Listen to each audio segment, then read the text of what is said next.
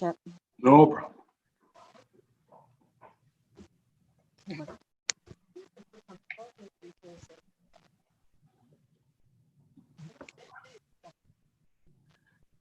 Okay, Your Worship, we are live. All right. We're live. Thank you, Sarah. Thank you for helping us out.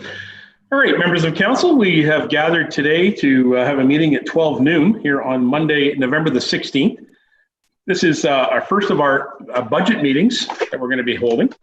While it is a council meeting, it's also a council workshop. So that's something that we need to just distinguish before we get started, that we will have actual council agenda, but it is a workshop. And so at the end of each presentation during our budget, we can have discussion amongst our councillors. If you have any motions or ideas or suggestions about the budget in the category that we're discussing, you can bring it forward with a seconder and council can have a debate, and we can include that or remove it from the budget, whatever the motion might be. And just to remind you, at the end of all of these sessions, we will have an actual motion that'll be at a council meeting that then accepts the budget. So it'd be my hope that council will be able to get through all of these presentations from our senior managers, and then we will have recommendations come from members of council, and then we'll have something prepared before we go to our public meeting, which I believe, Kelly, is the 7th of December. Is that correct? I think that's the right date. I didn't write it down, but I do recall that off the top of my head. So when we go to the public meeting, I would hope that we have all the recommendations that come forward from both the staff and from council, so that we can present it in the public meeting format, and then council will then hear from the public, and then we'll have a motion later on in January, February to adopt the budget. Kelly, is that correct? Just making sure my dates are correct. Yeah, we've got the public meeting going on December 7th at 4 o'clock. There you go. And then I tentatively have the final budget meeting set for January 13th. Okay. It is, however, a Wednesday, but your January and February is a little tight. Yes, it's a busy month for sure. All right. Well, thanks, Kelly, for that. And council, will at this point, we'll call the meeting, and we do have a approval of the agenda and a couple of items, and then we have presentations from all of our senior managers. So, well, not all of them today, but we have many of them with us today. So I'll call for the approval of the agenda. Recommendation be it resolved, the Council of the Township hereby approve the agenda dated November the 16th, 2020. Can I have a mover and seconder on the floor? That would be Deneen and Walker. Deneen and Walker. Thank you, Council. Any questions? All right, I'm prepared to call the motion. All those in favor? And that carries. Thank you. And disclosure of pecuniary interest and general nature thereof. Has anybody got a disclosure in regards to the content of this meeting? All right, seeing none, if anything comes up during the meeting, bring it forward. We'd be happy to deal with it at that time.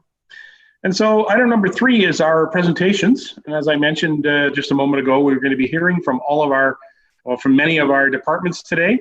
And but we're going to open up with Mr. CAO Steve Sage, who will give us some opening remarks in regards to the work that our staff have done to prepare this information. And then we're going to go to Kelly after Steve. So good morning, good afternoon, Steve. Nice to see you. Go ahead, Mr. Sage. Good afternoon, council and staff. Thank you for that, Your Worship.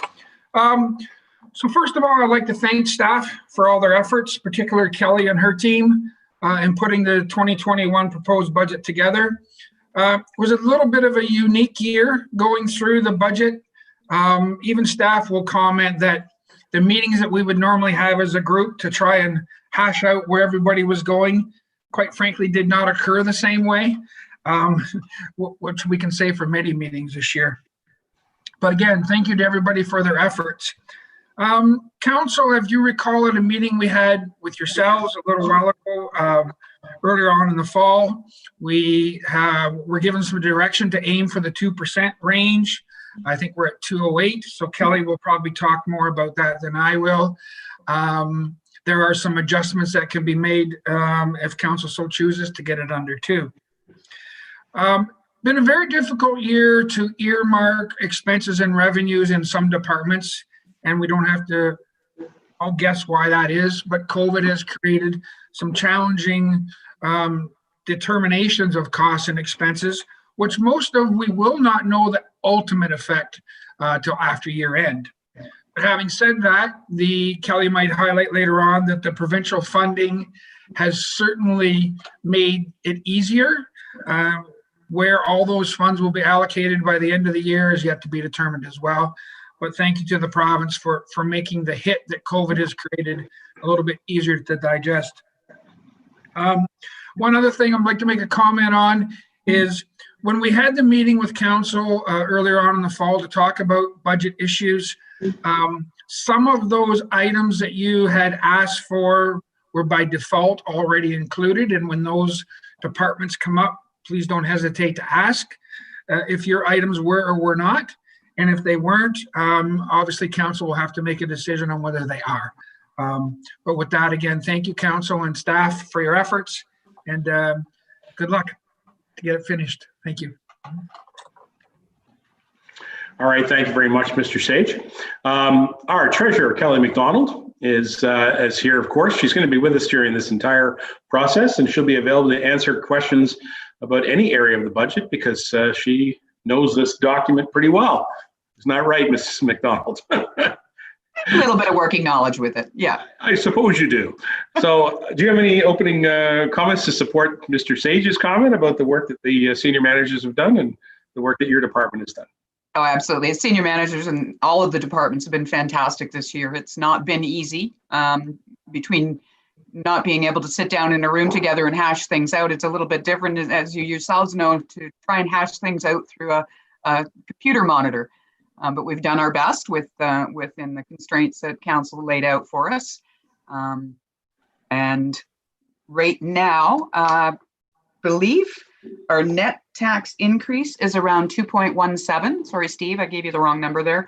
And that is all in capital and operating. That would be the net tax increase to Clearview Township residents.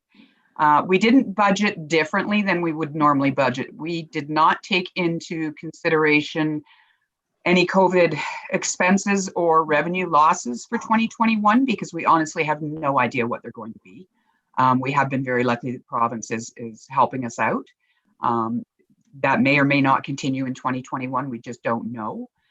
So my instructions to senior managers was, please give me your budget as you would normally give me your budget, keeping in mind service level increases are going to be kept to a very bare minimum. So that's what we've got presented for you for council. I'm just going to share my screen now with you and go through the administration budget.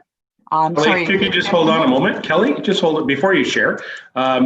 Deputy Mayor Burton has raised his card, and I just want to acknowledge to all members that once we share a screen, I may not see your acknowledgement. So if I don't see it right away, just speak up. I'll hear your voices, and that'll be great. Go ahead, Deputy Mayor. And thank you. By the way, and welcome, Councillor Broderick. I see you've joined us. Nice to see you. Go ahead, Barry. Hi, Kelly. Just a quick question. You said it's 2.17%. Is that county included? Is that county and Clearview together? Yes, county, Clearview, OPP, and school board. So that is the bottom line net tax increase. Thank you. You're welcome. Mr. Patterson? Since you brought it up, is that, I thought I saw somewhere in the summary that the county increase was shown at 1%, and the deputy mayor reported the last meeting that they were going to come in at 0. Are we hedging our bets, or? Through your worship to Councillor Patterson, I'm playing it safe. We were instructed that the county would be coming in at 0. However, until I actually see that as a past budget, I'm a little leery. Normally we have the county in at 2%. So we did drop it from 2% to 1%. But again, until I have that document in my hand, I'm a little bit leery about putting a 0 in there. Good call. It is a good call. I agree, Councillor Patterson, because the county staff, while they are very diligent and monitor every department just like ours do, eventualities come up and they may have to make some changes. And so we'll be patient until we get that number. Thank you, Councillor Patterson. All right, any other members wish to bring something forward?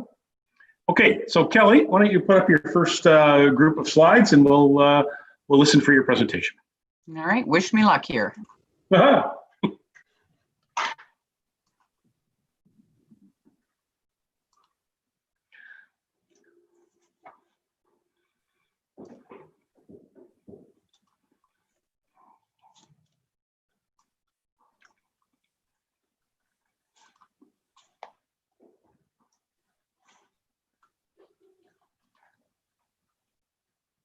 Has everybody got that? Yep. Okay, so this is the general and administration budget 2021 to 2025. Our main focus has been on 2021. For obvious reasons, we're not even sure where that's going to go. So we're trying to play it on a conservative note.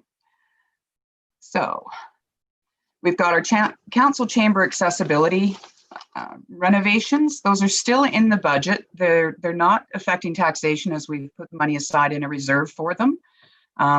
They again may carry forward from 2021 to 2022 based on the type of renovation we have to do.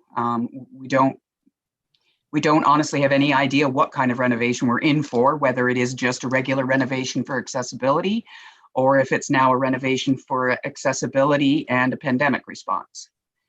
But we've left it in there for now. The cemetery survey, that's been carried forward again. Because of the pandemic, we had a bit of an issue getting in the surveyor, but we are confident that that will carry forward in 2021. The cemetery software is new. Pam will speak to that in her presentation. We've got an increase in the Collingwood General Marine Hospital Reserve that Council set up back in 2018. That's increased 50,000 per year since 2018. So in 2020, that's 150,000 transfer. We've also got a senior affordable housing reserve that Deputy Mayor proposed last year and was passed by Council. 150,000 went into that reserve in 2020. In 2021, it's 250,000. So that's 100,000 increase. We're also looking at a potential insurance increase across the board. This is hitting all municipalities, not just us. And there's also a decrease in our minimum deductible from 10,000 to 25,000. We're playing a little bit of a wait and see. I have increased insurance. I believe it was around 8 or 9% overall. But we'll have to watch this one really carefully in the next few years. And this is just our standard summary that everyone's used to saying, showing you where the differences are and what the increases and decreases are. So IT is pretty standard. We've got our normal server replacements. We've got our regular server updates. The only thing that's a little bit different this year, we've increased $6,000 for the operating in IT, and that is to support remote signing, document signing. We're using Adobe Sign so that documents aren't going back and forth between people in folders anymore. It's all digital and it seems to be working quite well. So we've set that up for 2021 as well.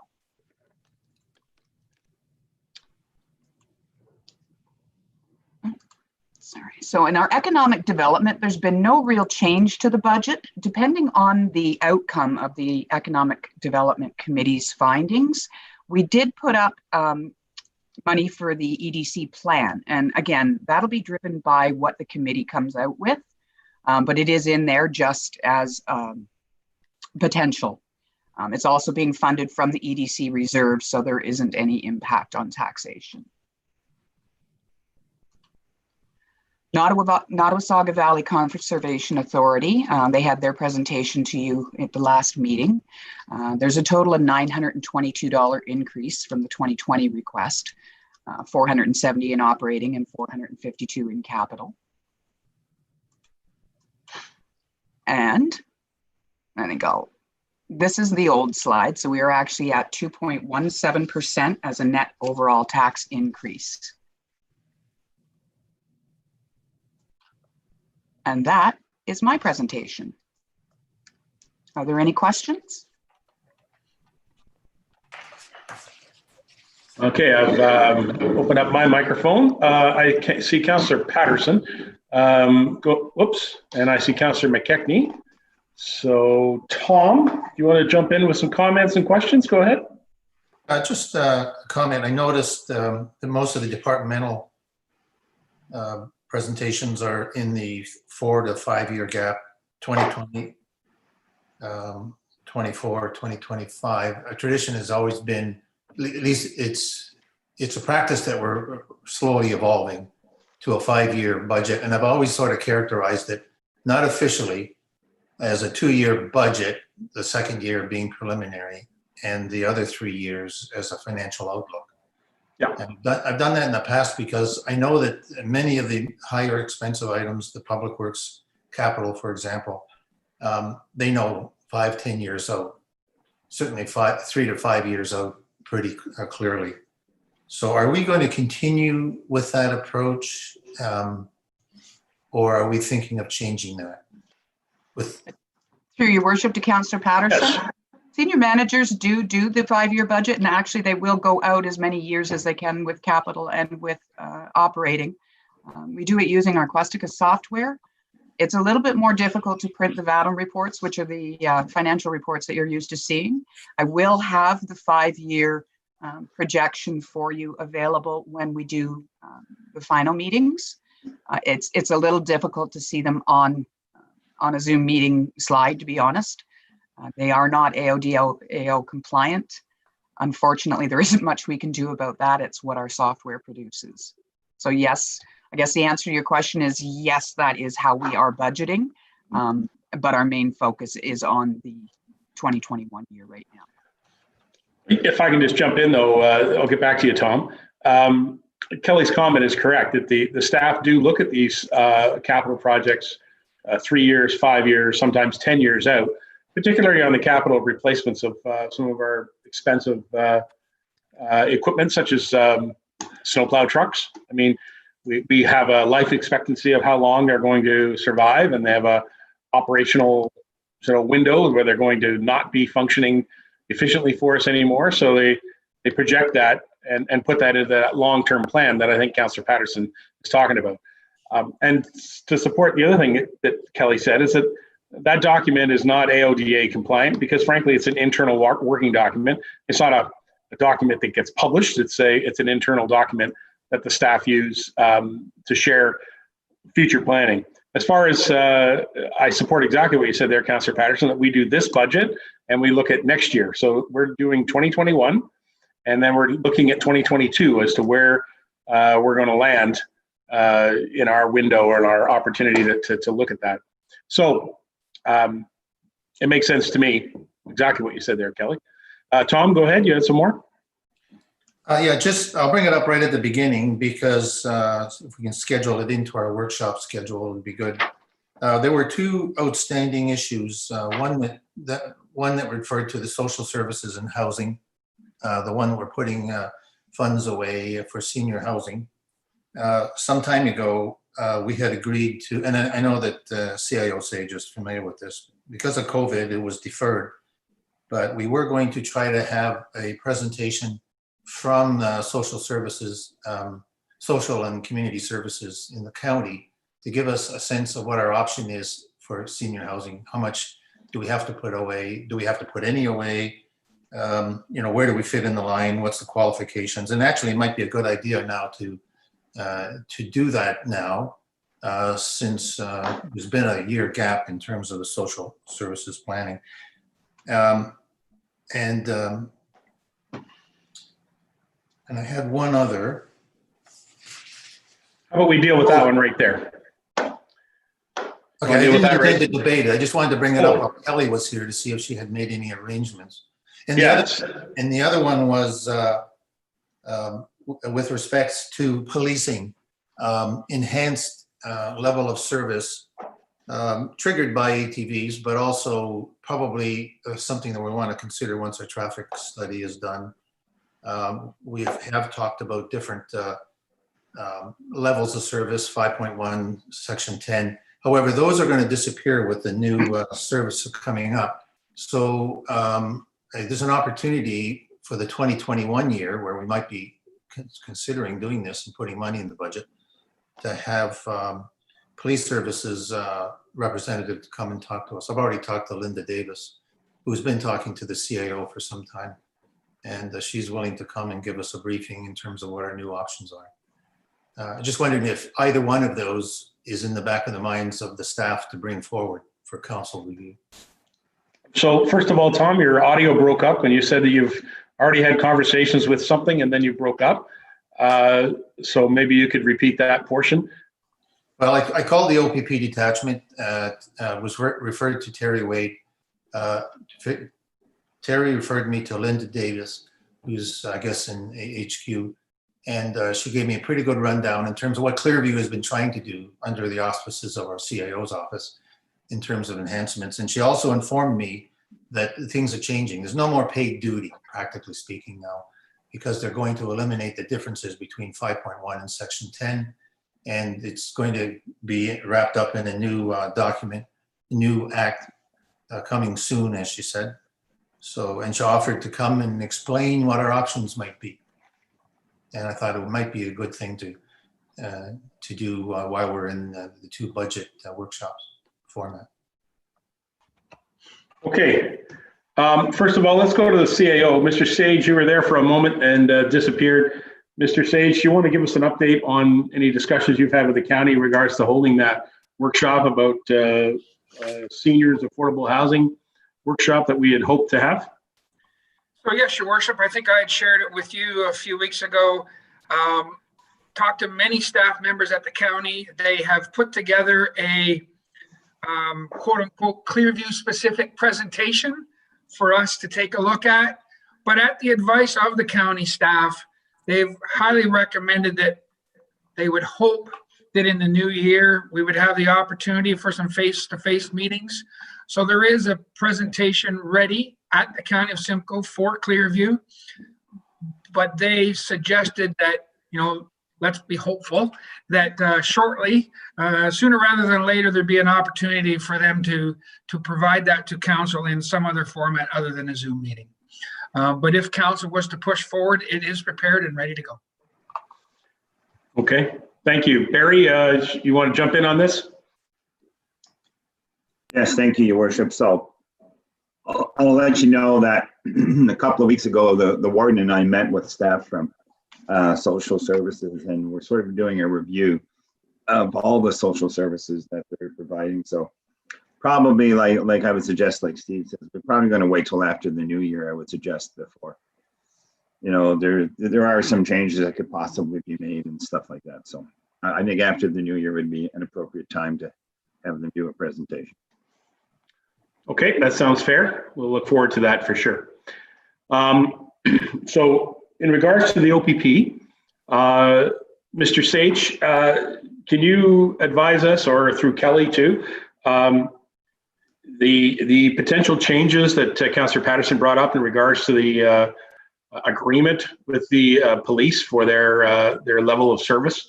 Is there any changes that you're aware of that are going to be impacting us directly in 2021? So a lot of it is internal, Your Worship, members of council, to changes in how the police are going to administer. As Councillor Patterson alluded to, there's going to be no more paid duty provisions, but they're just going to call it something else, and they're going to flow it through the systems the same as they always have. What is going to change, though, and the terminology is going to be specific to each community, but what they're going to be able to change is the availability of us to pay for extended services. They're just not going to call it paid on duty. So that's happening. But when I have the floor, I'm just going to remind council that I had briefed you probably a year and a half ago that the tricky thing about Huronia West is we're not alone. And we have two partners, and that is the Township of Springwater and Wasaga Beach, and they're great partners. But in order for the municipality to consider going to what was formerly referred to as a Section 10, which means a contract with the OPP where we could dictate service levels, we under the current system would need Springwater, excuse me, and Wasaga Beach to participate in that process. You heard Councillor Patterson mention that he reached out to Linda Davis. Linda has been facilitating those discussions amongst the three municipalities, but similar to perhaps what she mentioned to Councillor Patterson, they are advising that there were some changes to the Police Services Act, and until all those changes took place, she was recommending that we stay the status quo. Now, that was a year and a half ago. Obviously, things may have changed since then, but I'm not aware that the three CAOs have not discussed moving forward with a Section 10 consideration at this time. All right. Well, thank you, Steve. That was kind of the messaging I'm hoping that council was going to hear, because we're not moving ahead with anything further, because we haven't come to that agreement amongst the CAOs to even bring it forward to their councils. There is an enhanced level of policing that is available to us, and it was shared with me by the former inspector, as I shared with members of council, that calling it a pay duty still works. It's still the same category. They may change the titling of it to enhanced service or directed patrol or something else, because remember, you might recall, we get reports from the OPP about the calls for service and the number of calls that they get for various areas. And that's how they need to record it, where they, using the pay duty formula, it doesn't show up as a call for service. It doesn't show, so they need to sort of have a different way of calculating that. So that's what was shared with me. And that's why I brought that forward at our previous council budget discussion. So there we go. Hopefully we can get some resolution on that too. Tom, you wanted to speak again? I don't have, by the way, I have not forgotten you, Councillor Mckechnie. You're still on my list. Go ahead, Tom. Yeah, it's the reason why I suggested if we were going to get into any enforcement provisions, as we have been talking about, at some time, if it was triggered by ATV, I understand the season's almost over, so it's something we could look at in the spring.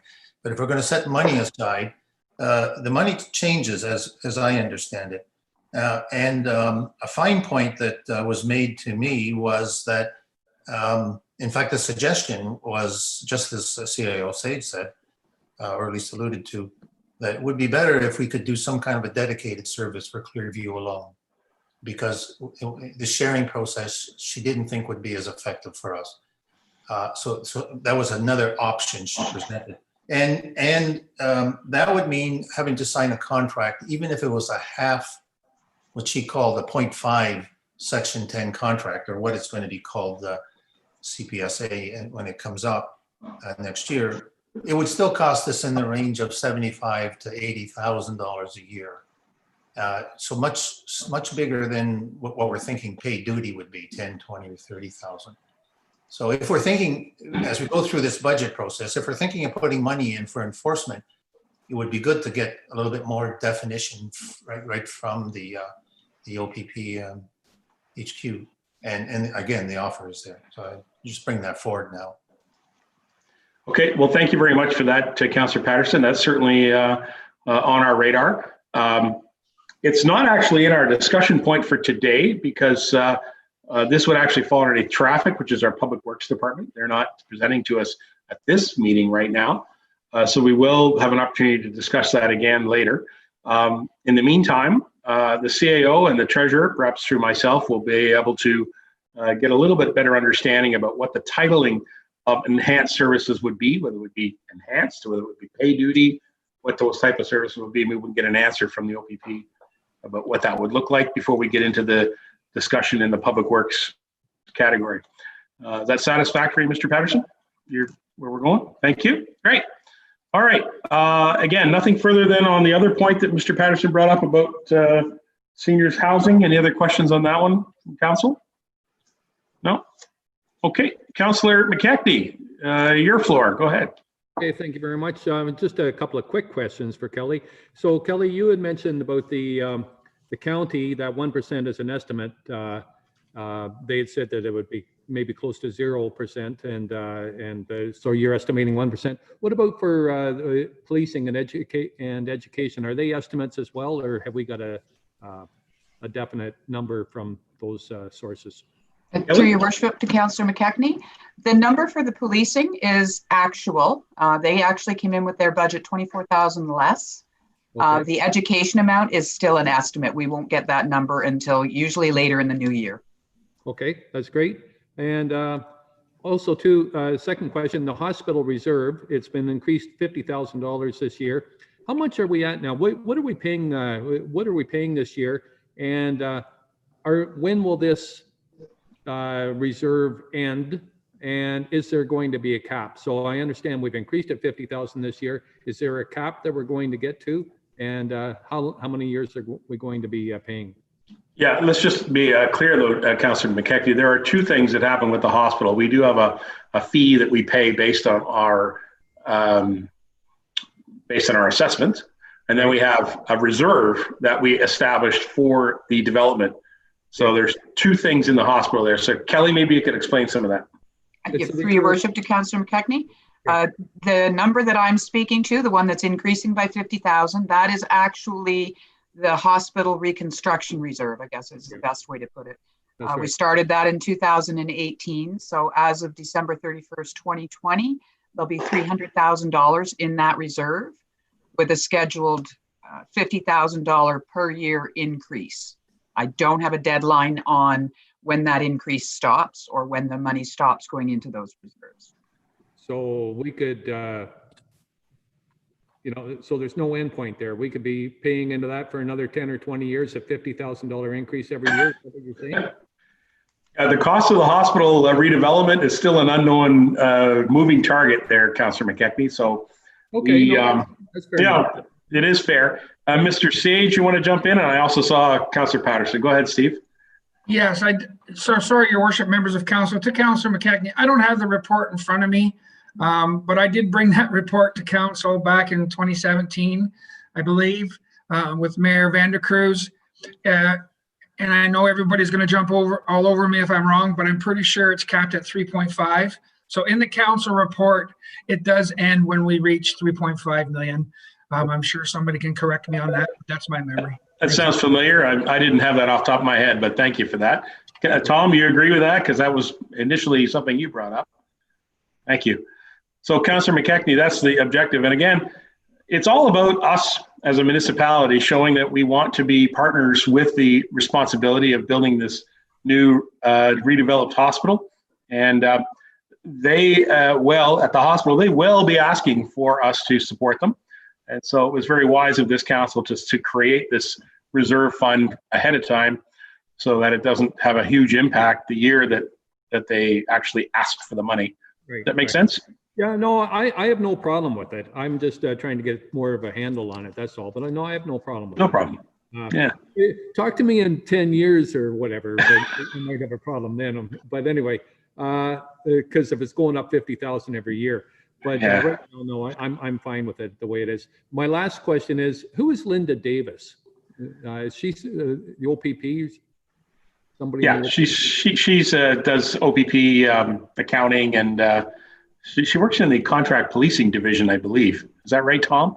Do you have her card or a contact right in front of you? I don't have it right here. But Yeah, she's the contract analyst for municipal police, for the Municipal Policing Bureau. Okay, that's fine.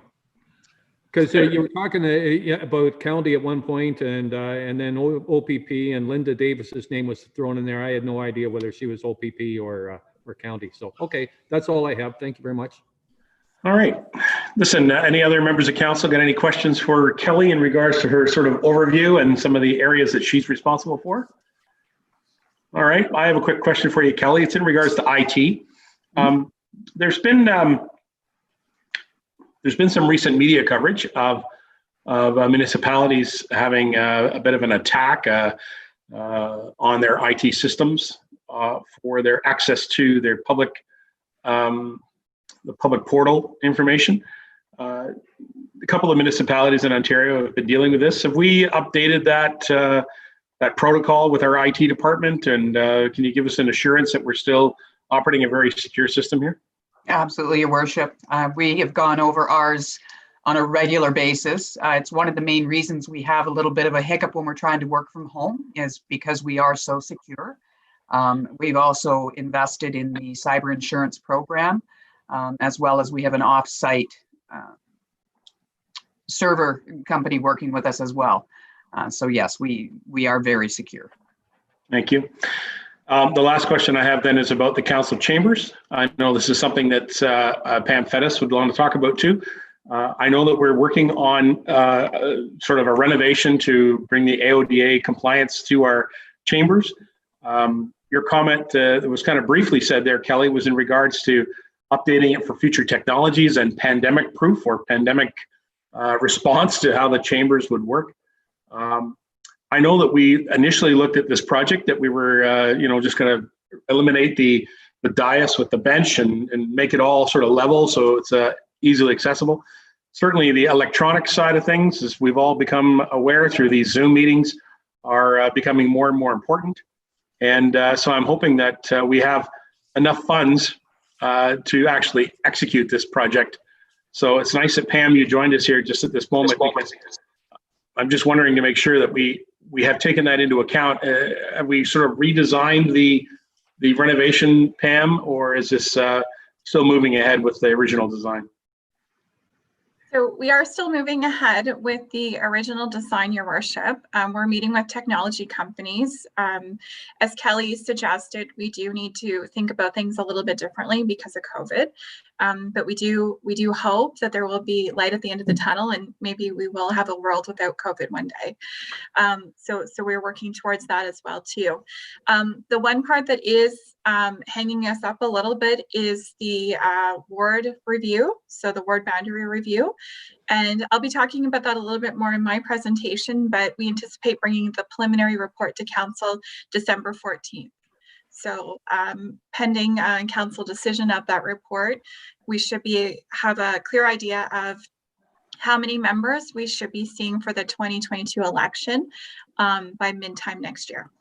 Okay, that's kind of where I was going with this, which is great. Thank you, everybody. Oh, I see Councillor Mckechnie's got a card. Go ahead there, Doug. So through you to Pam, Your Worship. So when you say how many members we're going to be seeing for the 2022 election, are you talking about council members, or are you talking about, is that what you're talking about under ward review? Pam, yes. Go ahead.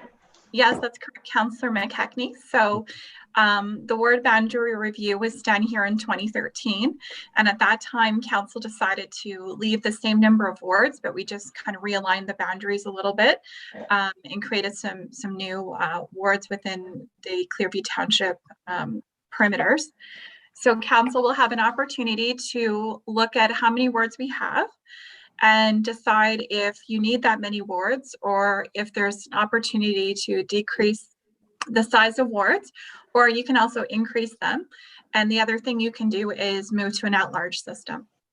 Okay, so will that at-large option, will that be in your review as well then? Yes, it will. Okay, oh, that's great. I'm looking forward to that.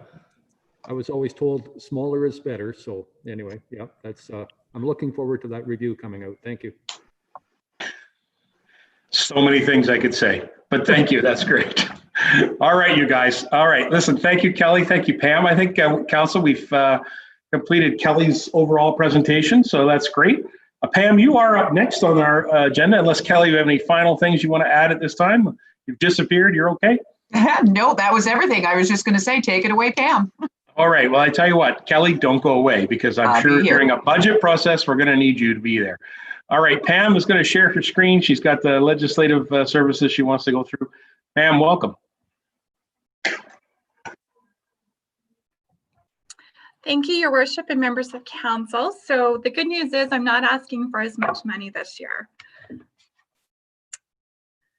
Okay, so we're going to review the 2020 and let's just say 2025 staff proposed budget.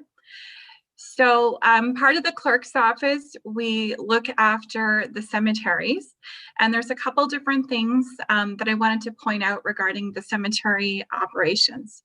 So we're asking for the continuation of the cemetery restoration fund in the amount of $5,000.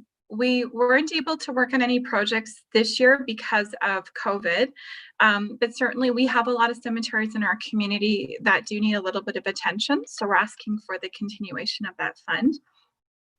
And the second thing that we're asking for is the purchase of $50,000 worth of cemetery software, and that would be funded through the modernization fund. Right now, we're managing the cemetery burials and all of the plot information internally, but it's becoming a little cumbersome because we do have quite a bit to manage.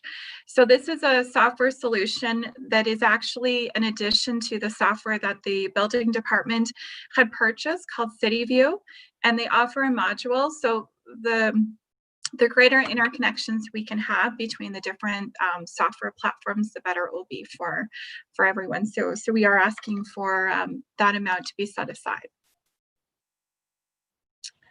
From the last report that he took to council that was endorsed, we're asking for an additional $12,500 per year over the next 2 years. And that is to permit us to be able to offer paper ballots with tabulators in addition to internet and telephone voting for the 2022 municipal and school board election. So here's a list of the projects, the major projects for the department for 2021. And I should just mention there was no changes to the bylaw budget as well.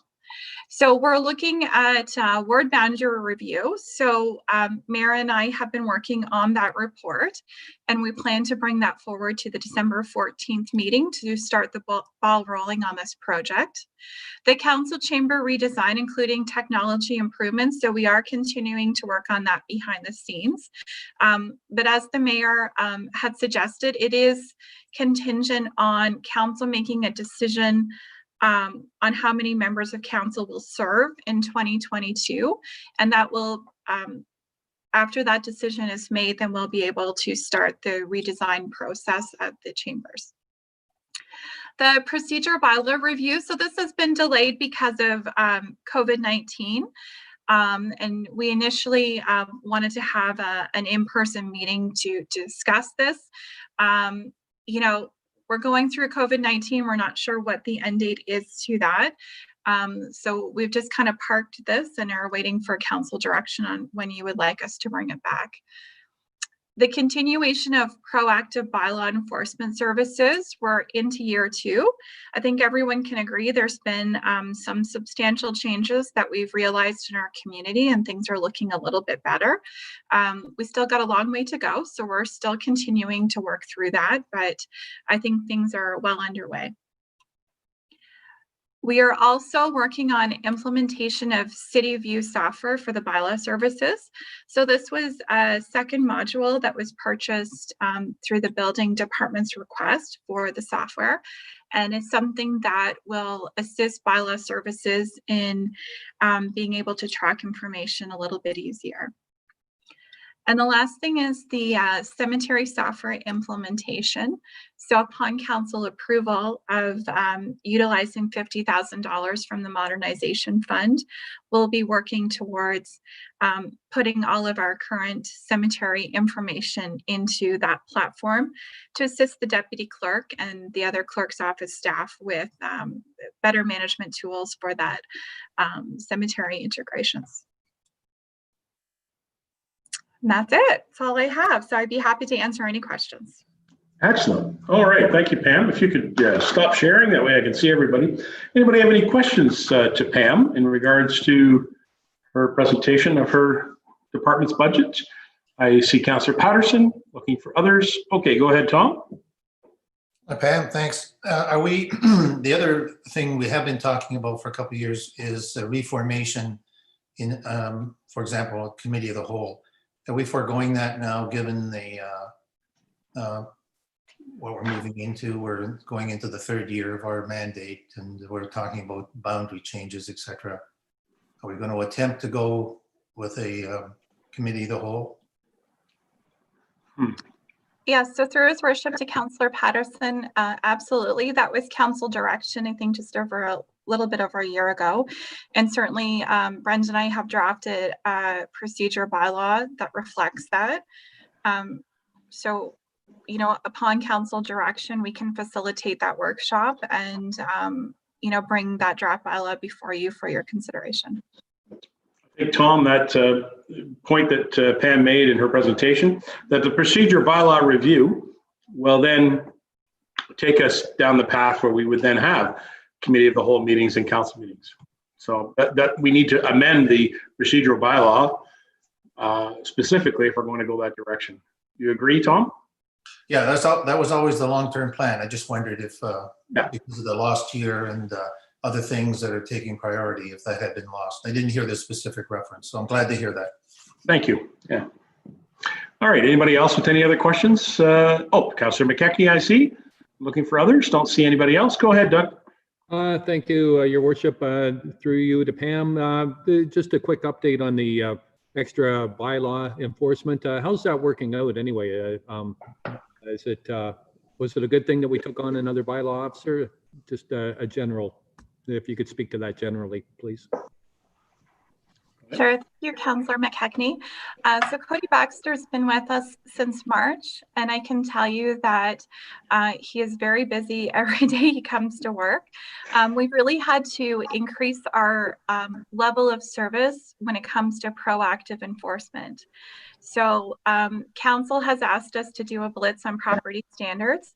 So that's something that we have certainly been working on, and it takes two people to really facilitate that, in addition to the normal regular duties that the bylaw department was doing prior to that proactive enforcement. So you know, the trick with property standards enforcement is sometimes you know, properties come into compliance right away, and other times, you know, we need to work a little bit with the owners to facilitate those changes. And when we do have to work with the property owners, it does take considerable resources to achieve the results that council set in your property standards policy guidelines. So we are working through that, and the bylaw department continues to be really busy, you know, working with those property owners to bring everything into compliance. The one thing that council may want to think about in the next year is we have been working on property standards and doing a blitz for that. I still believe as the director that there's still quite a bit of work to do in the community.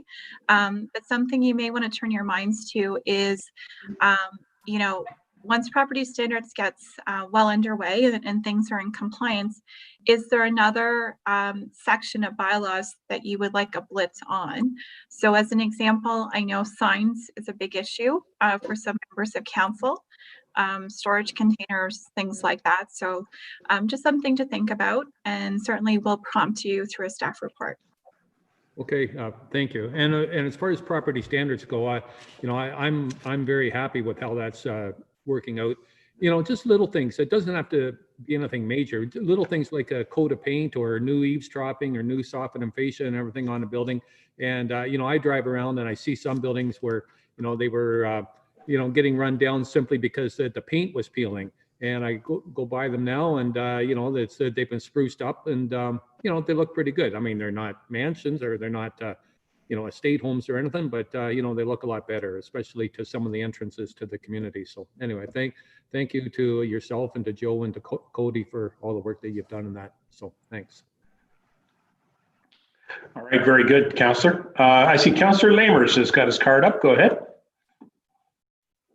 Thank you, Your Worship. Through to Pam. On the chamber renovations, it doesn't matter what council size is. Looking at the screen, we've got almost 20 people here. If we were in council, I don't think we'd get them all around the table. There's not enough chairs there. We need to be looking into the future to make sure that we have enough chairs to accommodate everybody. And or the space to actually safely put them in the room. Go ahead, Pam. So thank you for that comment, Councillor Lamers. We couldn't agree more. So the council chambers was designed 20 years ago, and you know, things have changed considerably since then. So what we're looking at is actually creating two horseshoes. So the one would be for council and the second one would be for staff. And so council would sit in the outer horseshoe, and then staff would sit in the inner horseshoe. Because the one thing that we have realized when we look at that space in the council chambers is there's a lot of empty space right in the middle.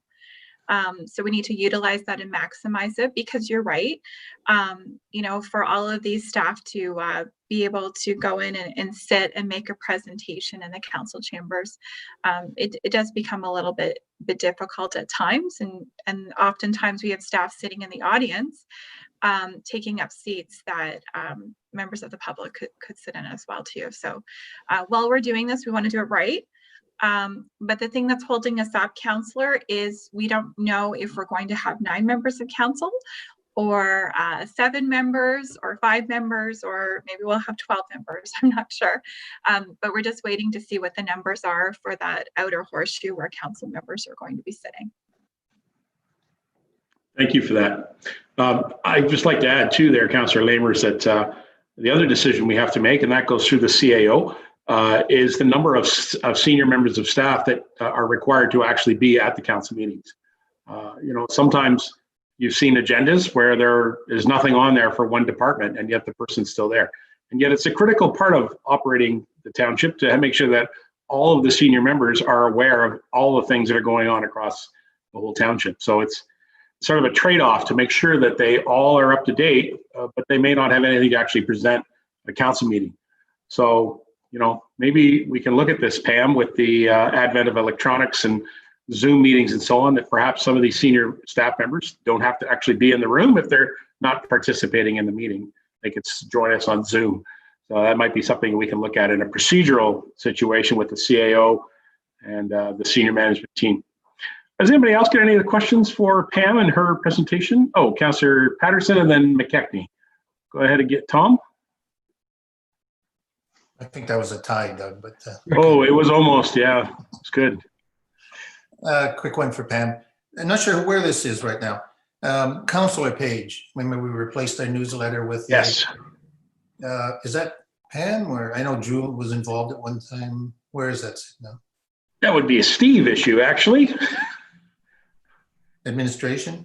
your Mr. worship, Page? to Councillor Patterson, I believe that was run through administration, and it was a $15,000 decrease, I believe, in our advertising budget. But the savings was going to be offset, not offset, but replaced by a councillor page on our website. That's my question. I don't think it has a big tax implication, but it's part of our public engagement strategy. For sure. Kelly, that's actually something that Drew has been working on. She's been working on that through Steve, obviously, to develop that page.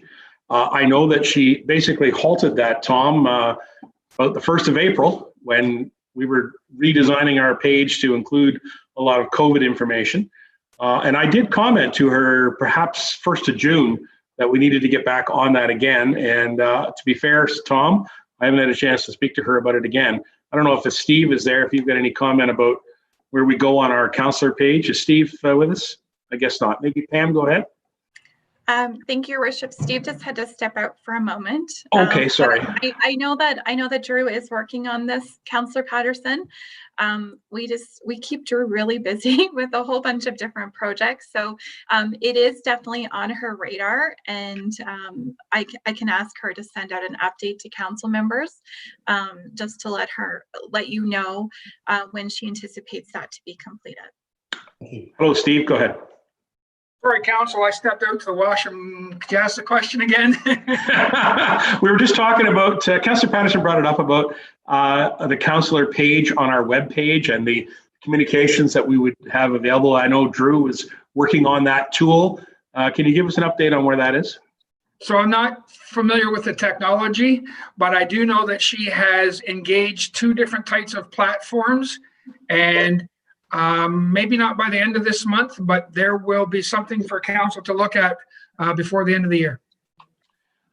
Okay, great.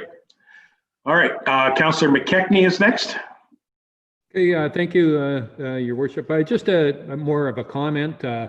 When we do get back to normal, and we're all able to meet in the council chambers, I don't see any reason why we have to have all of senior management sitting in here during our council meetings, and especially when we have this Zoom technology. So when we do get back to normal, if there's nothing for senior manager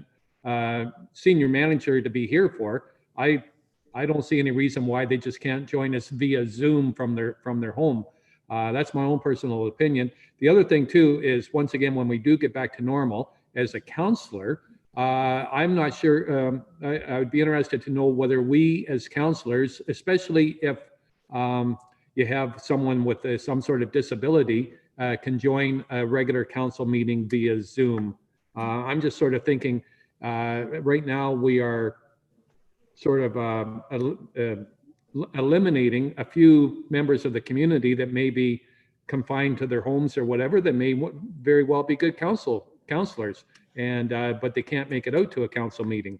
And so if we can incorporate Zoom into that, when the time comes. Anyway, those are just my thoughts. I'm sure that there's probably some sort of legislative requirements for that, which I will leave it up to Pam to look after, but those are just my thoughts when we. You know what, Councillor Mckechnie, you're bang on, actually. You're exactly right.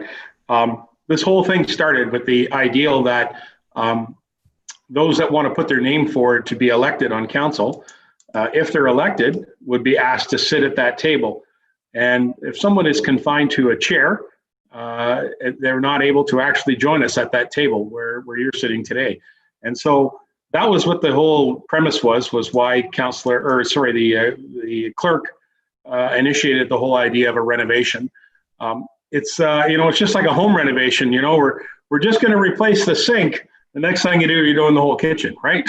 So I think there's a bigger renovation that needs to happen that'll incorporate the technologies that you're suggesting there, that perhaps would allow members of the community to put their name forward and have the confidence of the community that they could serve effectively on our council. So Okay. hopefully that answers that. But Pam, do you have anything else you want to jump in on that one? Well, I think, COVID has really thrown a lot of obstacles at us, but the one thing that it has achieved is modernization of governance. And, providing Zoom technology or another platform to allow people to run for office or to participate virtually is something that we're going to have to adapt to as time goes on. I do think there's probably going to be some advancements in the technology. So whether it's Zoom or another platform, we'll certainly be seeing that. The current procedural bylaw right now, Councillor Mckechnie, does not account for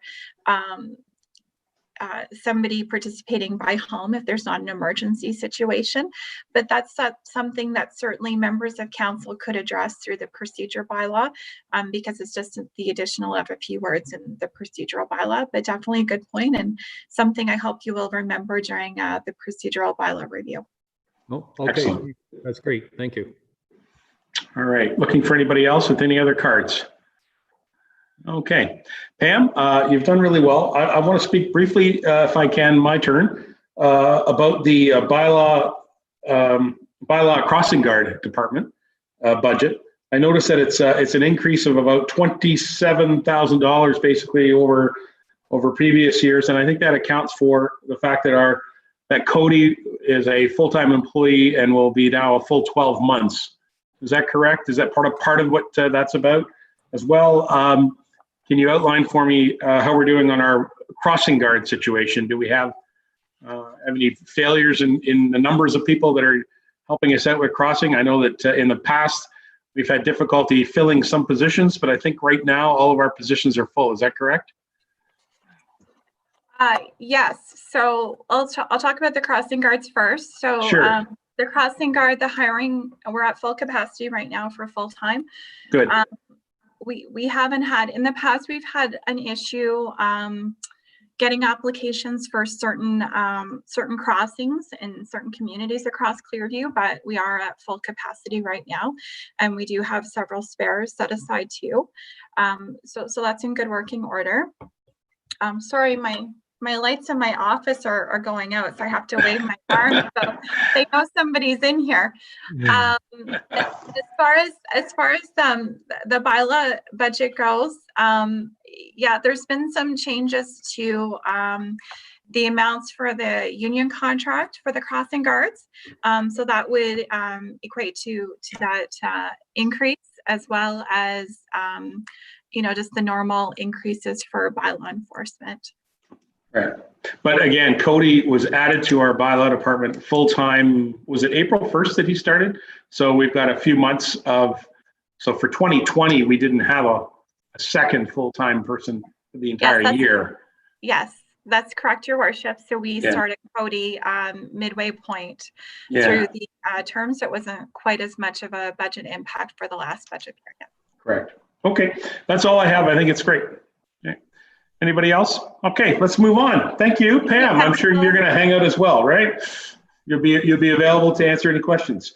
I believe we're going to go to Scott next. Is that correct? Is Scott joining us, or is that Mara going to take that department? Building department? Scott McLeod, there you are. I knew you'd be there. Nice to see you. Thank you. I'm going to try and share my screen here. Yep, you take it. You have the floor.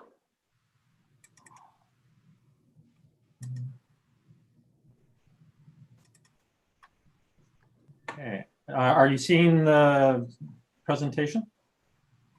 Yep, we sure are. Perfect. So there's not a lot. The great news is there's not a lot on the building department budget. It's really for information that, there really are no changes to the operating budget other than the regular cost of living and annual adjustment for wages in the building department this year. And in terms of just building financials, in terms of our reserve fund, again, this slide just sort of illustrates what our surplus has been for the last few years. And so as you're aware, we do have a surplus. The surplus was sitting around 900 and some thousand and change.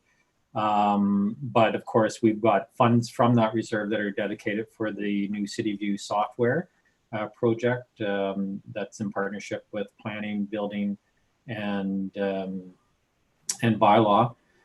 And so that will, once those funds are exhausted, it'll bring us down to just over $700,000 in the reserve fund. But we are sitting at a healthy status in terms of our reserve fund.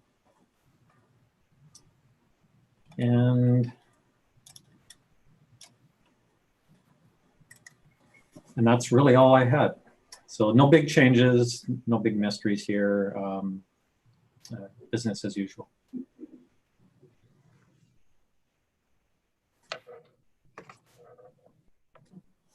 Can't hear you, Doug. It's okay. I'm talking to myself here. Thank you, Scott. Short and simple presentation. Nice to see that you're in the positive when it comes to surplus. I think that's as a result of the hard work that this whole community, this whole administration has done to bring development through to our community. And we are, in fact, seeing more and more building permits every year. And we are seeing, obviously, an assessment increase as a result of all this hard work. Any questions from members of council? Oh, I see Councillor Mckechnie. And Scott, could you stop sharing your screen first? And that way I could see everybody. For sure, as soon as I figure out how to do that. How to do that. That's good. Hey, I love the painting. That's great. Is that yours? Oh, yeah, sorry. Now you see my screen. Sorry, I'm having trouble actually getting out of that. It's in the Zoom feature. So yeah, all I'm seeing is sidebar is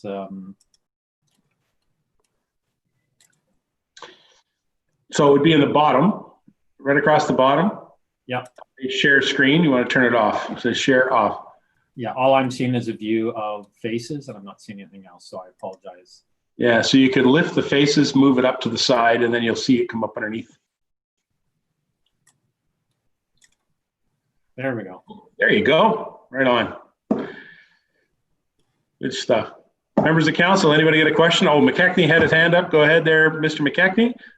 Thank you, Your Worship. So, Scott, I almost hate to have you put that screen back up, but anyway, no, don't. Under the building financial screen and 2020. So you had the, but don't put it back up. It's okay. You had the it shows the surplus and deficit, and so you broke up there when you mentioned about the, I think the surplus for 2020. Did you say there was about a $700,000 surplus? Did I hear that right, or is that for 2020? So through your worship, no, that was just reporting the numbers of our reserve fund at the end of last year. We don't know where our numbers are going to finish out for this year. It's anticipated that we'll either break even or there'll be either just a minor surplus or whatever, but all indications are there'll be a small surplus this year that will be added to that reserve that I mentioned. Okay, so I'm not an accountant or anything. So basically, when I look at this bar graph or chart, when I add all those surpluses and take out the deficits, then that should end up being what we have in the reserve fund. Is that right? That, I apologize if I perhaps should have provided another graph. That graph is just illustrating what our surpluses have been over the past years. Yeah. It doesn't include the 2020 because we don't know whether that'll be a deficit or surplus. But again, I do anticipate that we'll break even or have a bit of a surplus. But what I can tell you is taking out with our existing reserve fund, taking out of the anticipated cost for City View, that we'll be sitting with just over 700,000 in the reserve fund. And that's considered good, is it? I mean, it sounds good to me, but. Yeah. It's something we've been striving for a number of years, and we're certainly on the right path. And with the new, as was mentioned in terms of with the new development, we're moving in a positive direction for sure. Okay, thank you. Looks good. CIO Sage, you want to jump in? Yeah, Scott, just a question for Scott. You and I chatted very briefly the other day, Scott. This would be a great opportunity for you to share with council what's been happening in your department as a result of last year's budget changes. In other words, your new staff member. I mean, council made a great commitment last year. Maybe you could just briefly let them know how that's working out. For sure. No, thank you, Steve. Through your worship, to members of council, certainly brought Miranda Murray on board August the 5th. That was something that was budgeted for as part of last year's budget. Miranda was originally to have started in March, but of course with COVID, we delayed that for that process for about 6 months. But certainly having the plans review position in place has been a great asset. And we can certainly see what the growth that the township is going to have moving forward, how we're better able to focus our team's strengths in terms of whether it be inspections in the field or plans review. Certainly one of the strengths that Miranda brings to the department is obviously from her experience for plans review, which she has done before, but like all of us, she's learning with the COVID experience, and she has actually been doing plans review remotely for the past 6 months for Newmarket, her previous employer. And so we hope we don't find ourselves in that position again where we're having to do plans remotely, but it's a great asset to have someone part of our team that has that ability to do plans review remotely. Before we were doing plans review remotely, but it wasn't digital. And we do now have some programs that we can work with where we can do that remotely. And that's going to build on our skill set with our new software next year as well. Because our next year with the software, we will have the ability for people to make applications online and make permit plan submissions in a digital format online. And staff will be able to review those plans in a digital format as well. So yeah, it's a tremendous change. The inspectors actually have time now to review a file before they go out and do an inspection, as opposed to having to struggle doing plans review and inspections all at the same time. So it's all working very well. Miranda's been a great asset to the team, great fit, and great experience. That's great. That's great. Glad to have her here, and glad to see it improves efficiencies around the department.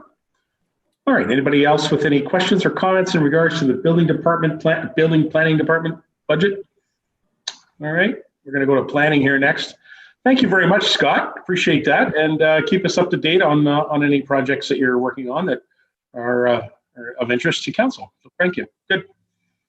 All right. Nice painting, by the way. That was nice to see. Hi, Mara. Hello. How are you? Hello. Good afternoon, council and staff.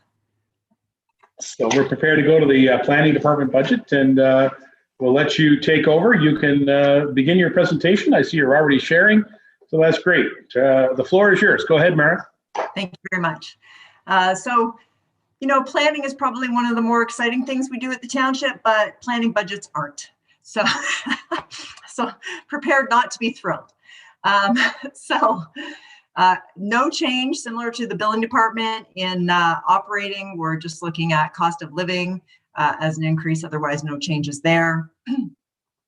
Our official plan review, we are behind on that. I'm hoping to see our new official plan shortly. I will be pressing GSP, who we've hired to do that, so that we can get that out to the public and to council as soon as possible.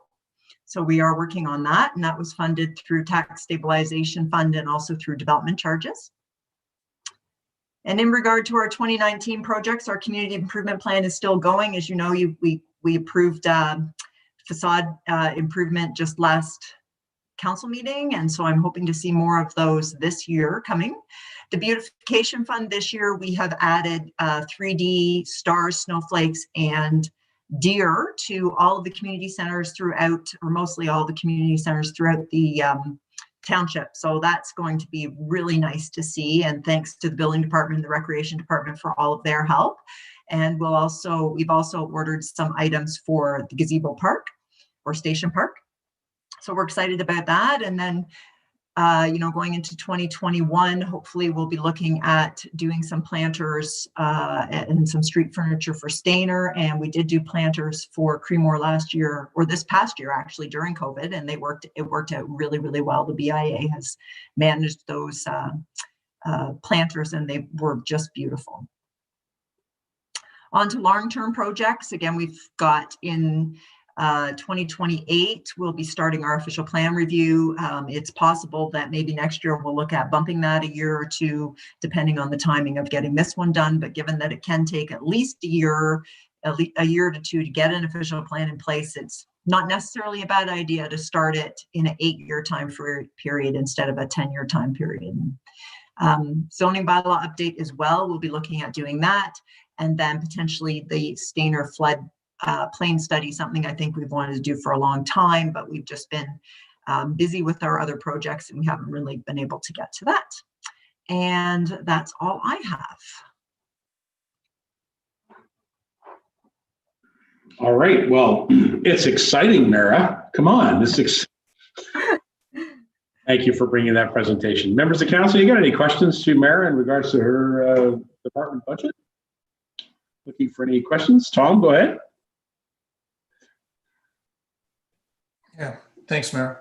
A couple questions. I've always felt that we needed to take a look at a cultural heritage plan, and I'm just wondering within. And I was thinking not 2021, but maybe 2022. That's where we designate heritage properties, sites, buildings, districts. Are you writing as an underpinning in the official plan our ability to do that? Absolutely. It should be in our official plan now because I believe it's a requirement. Yeah, it is, but I wondered if it was going to be a little more directive.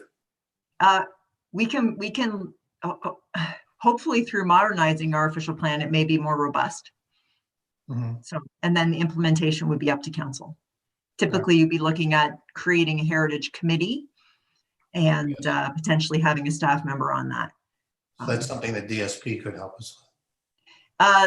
They only in the policy framework in our official plan, but if you want a heritage committee, you would need to write a, just like you're doing with the economic development committee, you would need to write a RFP, and then typically you would appoint public members that are interested and have background in this sort of thing. So usually you'd have an architect. Hopefully you'd have an architect that was able to sit on the committee because that can be really helpful. And it's quite a substantial amount of work because they would be required to do a evaluation that is specific to Stainer or specific to, Clearview. So there may be a section that's specific to analyzing Stainer buildings, a section that would be specific to analyzing Creemore buildings, depending on the heritage, and then throughout the rest of the township. And then you'd be looking at doing an inventory of buildings so that you would have an idea as to where to sort of start. Typically, my advice to committees is to start with buildings that they think are in the risk of being demolished as a top priority.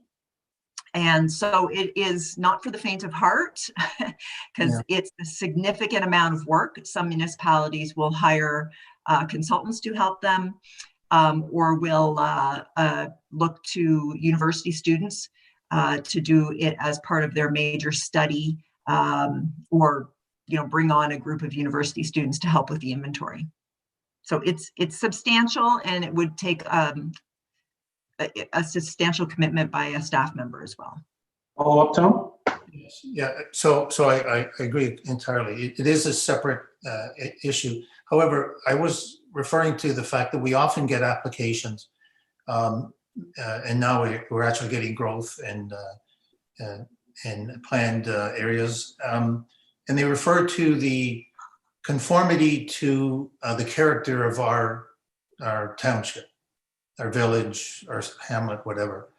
And if we had a mind to developing a cultural heritage plan as a separate area, I agree, would there be anything that you would want to add to the official plan? That's my question. That would require any additional funds right now? Through your worship to Councillor Patterson, I don't think that's necessary at this time. As long as the framework is there in your official plan, it's really something that you can do at any time that you choose. Okay. All right. I'm sure you want other things there, Tom. Just giving an opportunity for other persons. Is anybody else? All right, Tom, you got your card up. Go ahead. Yeah, and just as a broadening of the beautification program and the various other programs that we've started, any focus? I remember when we started talking about just making our township look more well-kept and vibrant, etc. We did talk about modernizing the entrances. We did the sign program, the branding exercise, and many of our village entrances look worn a little bit. They could use a good dressing up, planting some trees and cleaned up ditches and basically general improvement of the appearance of some of these, more welcoming. Any thought of expanding your program to include, now that may cross over into public works, I'm not sure, but you seem to be leading the charge and making us look better. So thank you. Mary does a great job making us look better every day. So certainly part of the other duties as a sign kind of category. So thank you, Mary. Thank you, Your Worship, and through to Councillor Patterson. Well, I certainly know that the Bylaw department has done its fair share of picking that up too, and making sure that the township looks good, and public works and so on. But there's a couple of things that council could consider doing, I suppose, and certainly through the CIP program, we have landscaping that can be funded for our gateway and our entrances where we might have more industrial type uses and things like that. So, or where we may have some storage that coming into one, coming into one of the settlement areas, and that we would be able to put money towards doing some shrubbery so that it looks a little nicer. As far as actual entrance features, maybe at the signs or something like that for the settlement areas, that's outside the CIP program and would probably be another department as opposed to my department. Thank you. Compliments on the CIP program, though. I've certainly noticed over the few years that we've been running the program, we've got some nice facades put on some buildings, and I think it's been a good investment for the whole community. That's great.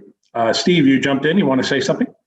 Yeah, just to add a little to the conversation. So on a few occasions in the past, the issue of community entrance signs has been brought up by council, by staff, by members of the public. We sometimes have run into some jurisdictional issues. So just everybody keep that in mind of what we can put, where we put it with county roads, etc. And with respect to Chamber of Commerce and BIAs, some of those entrance signs are not our property. So I just wanted to remind everyone that, for example, I know in Stainer, those are chamber signs. So just jurisdiction sometimes can be a little touchy. So just share that. Thank you. Thank you.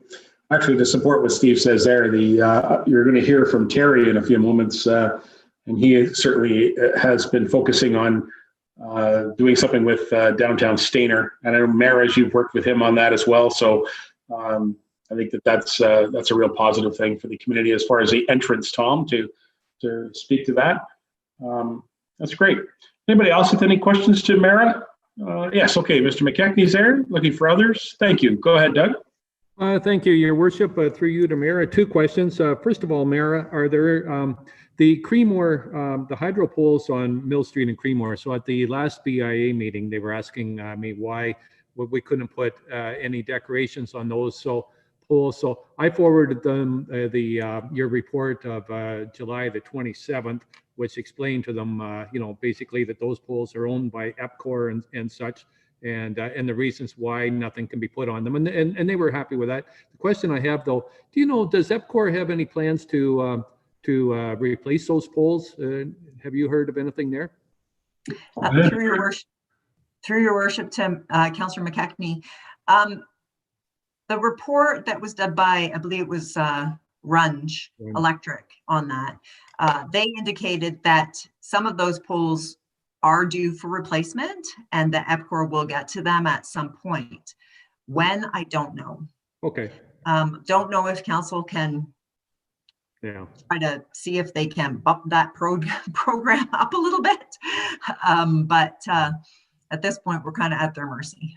Okay, no, that's great, thanks. And my second question is the study that you're going to be doing on the cannabis production facilities, and I'm in no rush for that study, no hurry. Do you have any idea? I think you mentioned that you were going to wait for a report from the University of Guelph or something like that. Any idea? Are we looking at next fall or the summer, or any idea when that study will be complete? Thank you. Thank you, Your Worship. I'd like to I honestly don't know when the Guelph study will be done, so I probably will be reaching out. We just finished our LPAT hearing on the kennel on Friday, which we think went quite well. So now I'll be able to, that takes a significant amount of time to prepare for that. So I did have to put that cannabis project on hold while I was preparing for that hearing. I would now like to get back to the cannabis project. I'd like to do it as quickly as I can.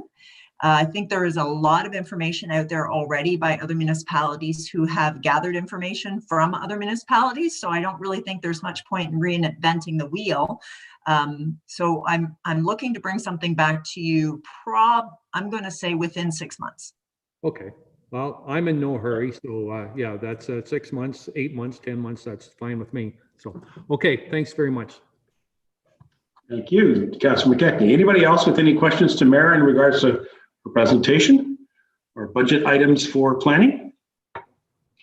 All right, I'm not seeing any other cards, so I've got a couple for you, Mara. Mara, floodplain study regarding Stainer that you've put in here for some reserve funding.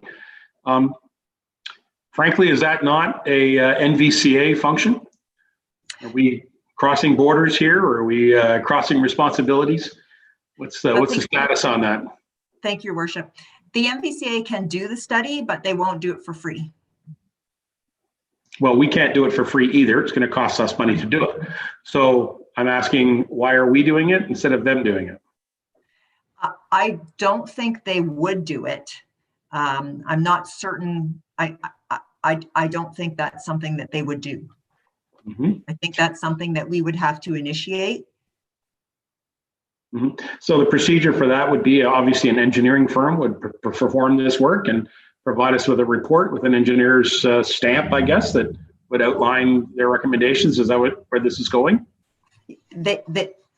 Well, it would be looking at the new modeling, whatever today's modeling is, of flooding in Stainer, including all of the elevations and whatnot, to update, because our information that we have today isn't as current as it could be, and hopefully that would help people who would be investing in our community. They would have that information and hopefully some clearances from sort of determine what's in and what's out of certain areas, flood fringe versus floodway and that sort of thing. We do have some of that information now, but it's not good. It's not up to the kind of quality that we could get, as far as I understand. So yes, we could go out and hire an engineering company to do that study independent of the MVCA. But we would be hoping in consultation with the MVCA, that they would adopt that study. That was sort of the last part of my question. So if we spend the money and do this work and prepare this and hire a qualified engineer that then gives us a report, that gives us a report with a stamp on it, and they stand behind their findings and their recommendations, there's no obligation by the NVCA to adopt it and to accept it and to use it as the tool, because the NVCA, underneath their current regulations, they would just choose to use their own regulations. So I don't understand why the NVCA are not just doing this update themselves. So I'll try to answer that. I believe that the MVCA has told us that it would be helpful to have, for when reviewing development applications, to have that work done for both Stayner and Creemore. And so I do believe that the MVCA would be willing to work with us, and provided that we were considering their guidelines and policies, that it is something that they would be willing to adopt if it met their requirements. Okay, so my last point on that then is that you're asking taxpayers across the entire township to fund this project that's specifically to deal with funding or a flooding problem in and around Stayner. And yet we have a whole township that has obviously questions that go to the NVCA about flooding all the time. So is this the kind of study that we should be doing for the entire township? Or is this something that, I see Mr. Sage, I recognize you. Is this something that we need to do specifically for this urban center called Stayner?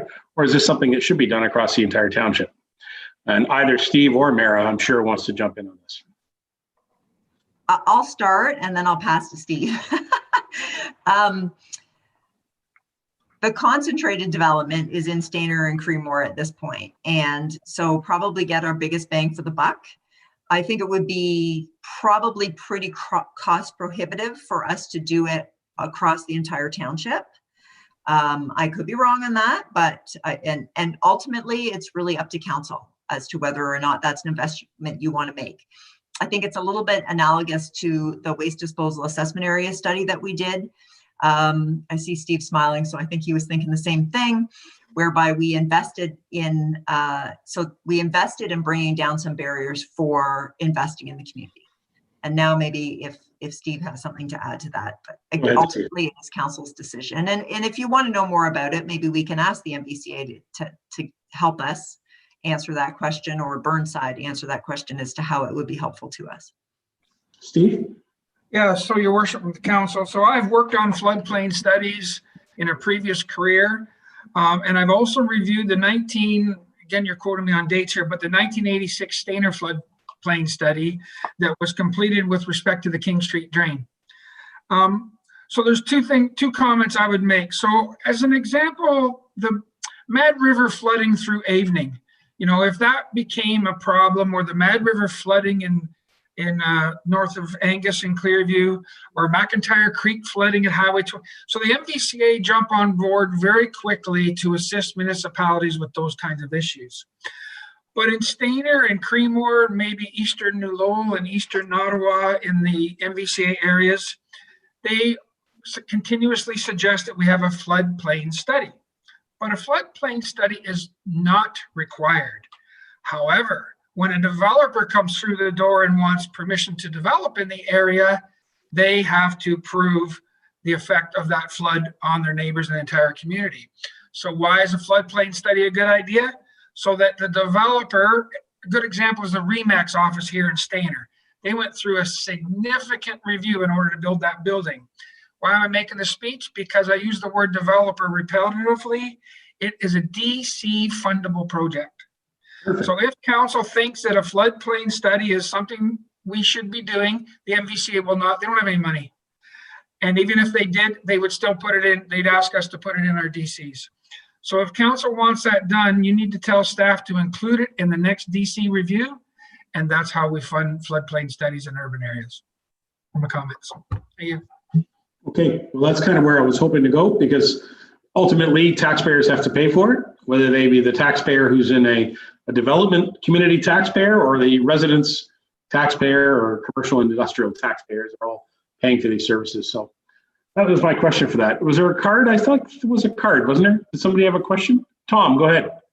Yeah, no, Steve made my point about the DCs. I know that this has came up a couple times. You will recall Yep. some homes being built on Elizabeth Street too, but Edward Street. And it was proven by an engineer, by the developer, that the floodplain information was out of date. And the NVCA recognized it, but couldn't use it.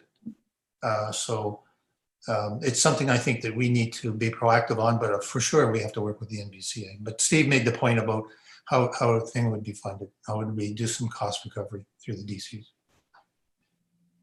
Great. Well, I think I've made my points there, and I appreciate Mara and Steve answering that. And thank you, Tom, for clarifying that answer with me too. Anybody else with any questions for Mara in regards to her exciting presentation of the planning budget? No? Okay. Mara, thank you very much. Appreciate that. Thank you very much. All right. We're going to move on, Council. It's only 1:30, so we're going to move on directly to Parks, Culture, and Recreation. Mr. Vachon is here. I see the Movember is working well for you there, Terry. You're looking good. Thank you, Your Worship. Attaboy. A little bit of inside bet with my buddies. Okay, well, that's good. It's always good to have that. So, all right, I'll pass the floor directly over to you. You take over. Okay, go ahead. You bet. Just getting my screen ready. Do you guys see my screen? Perfect. All right. Thank you, Your Worship, members of council.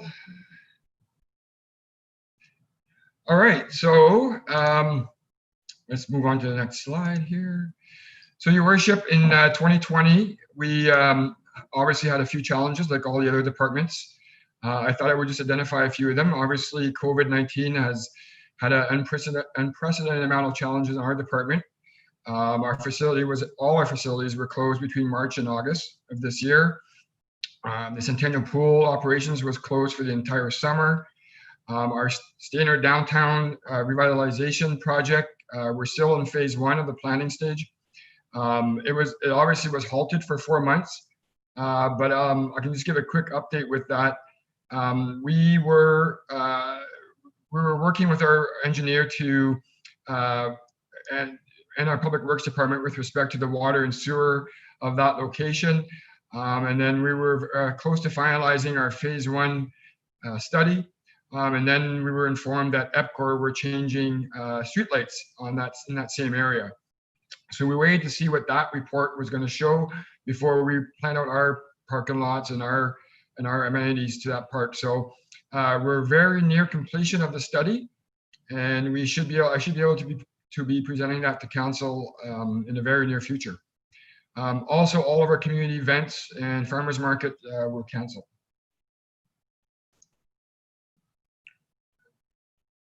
For some of the 2021 proposed operational changes, so the proposed budget that we put forward has a $1,000 increase to our capital over last year, and also an increase of 125 for our operating budget.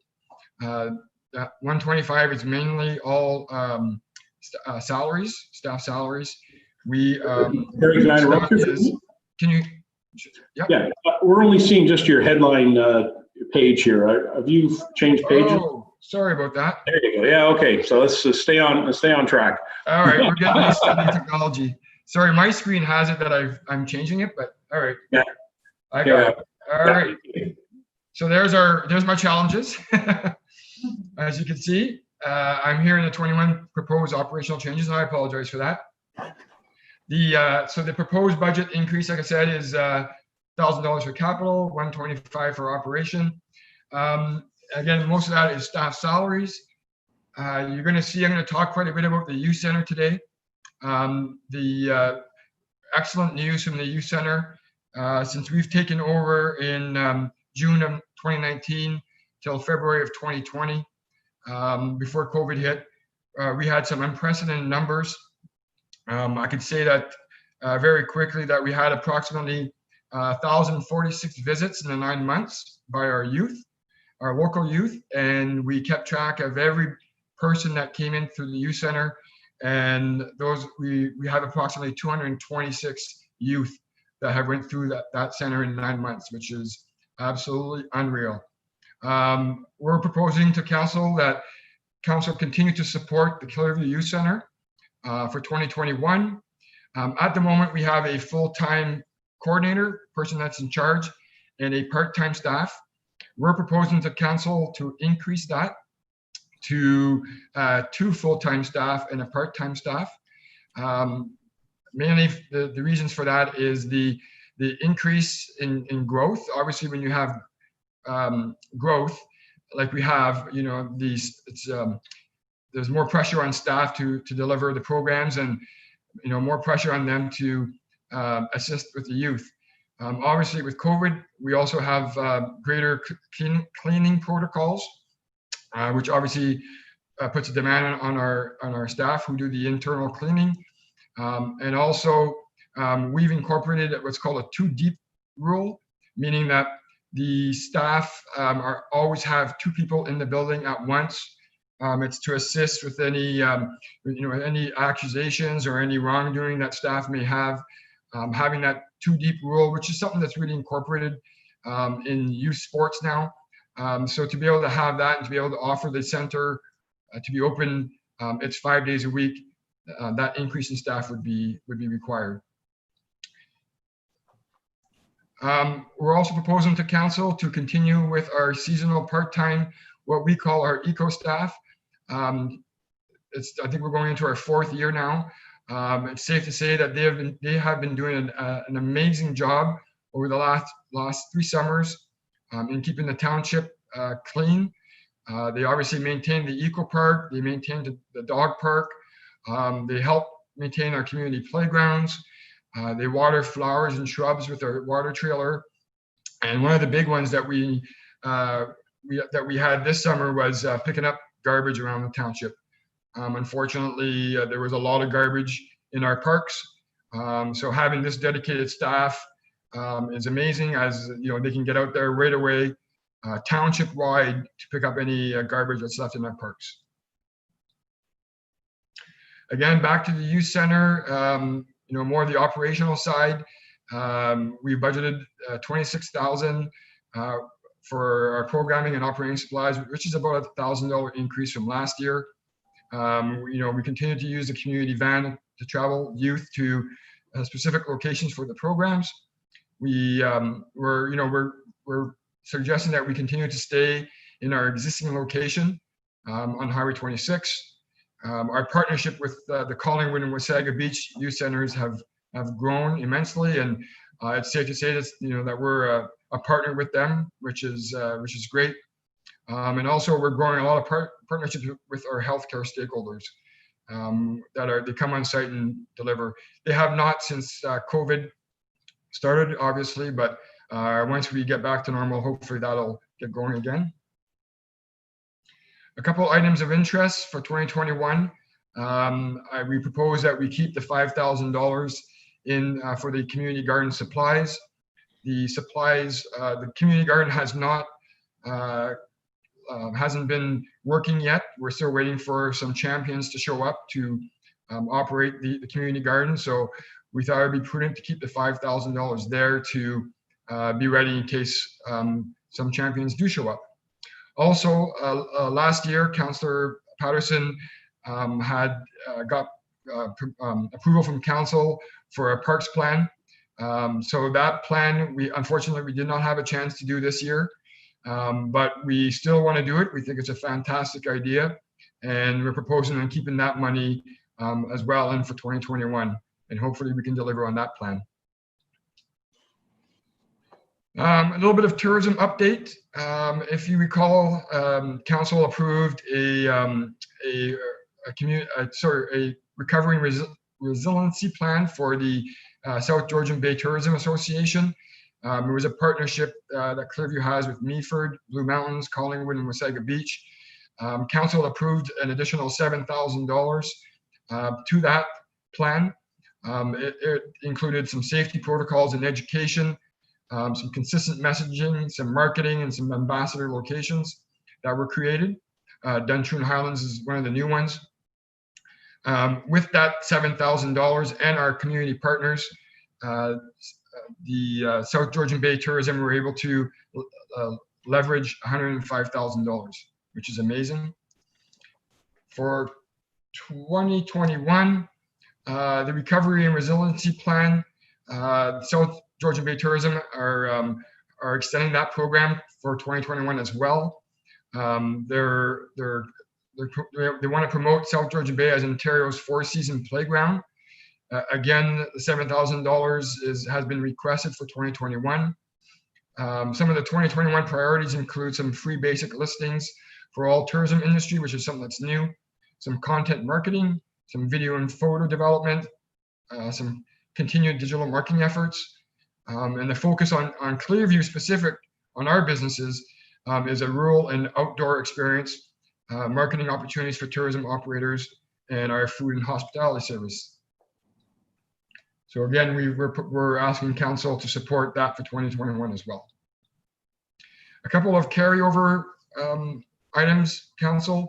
Obviously, I spoke about the downtown development plan. So we're asking to carry that phase 1 funding over for 2021. Excuse me, Terry, could you advance your screen there? You're about 3 screens behind there. I apologize. Do you see the 2021 capital projects? No, I'm looking at 2020 tourism updates, operations update. Okay, now I got it. Thanks. Sorry about that. Yeah, no problem. Thanks. Yeah, you're actually, Terry, you're missing a page. Your 2021 capital projects carryover 2020 is what you were talking about. So go back 1 page, Terry. Yep. Sorry, I got 2 screens going here, Your Worship, and it's a little bit. Do you see it now? Nope, we still have your ongoing, new and ongoing. Jeez.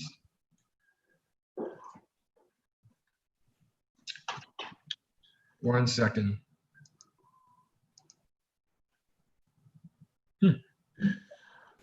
Oh, hold on a second.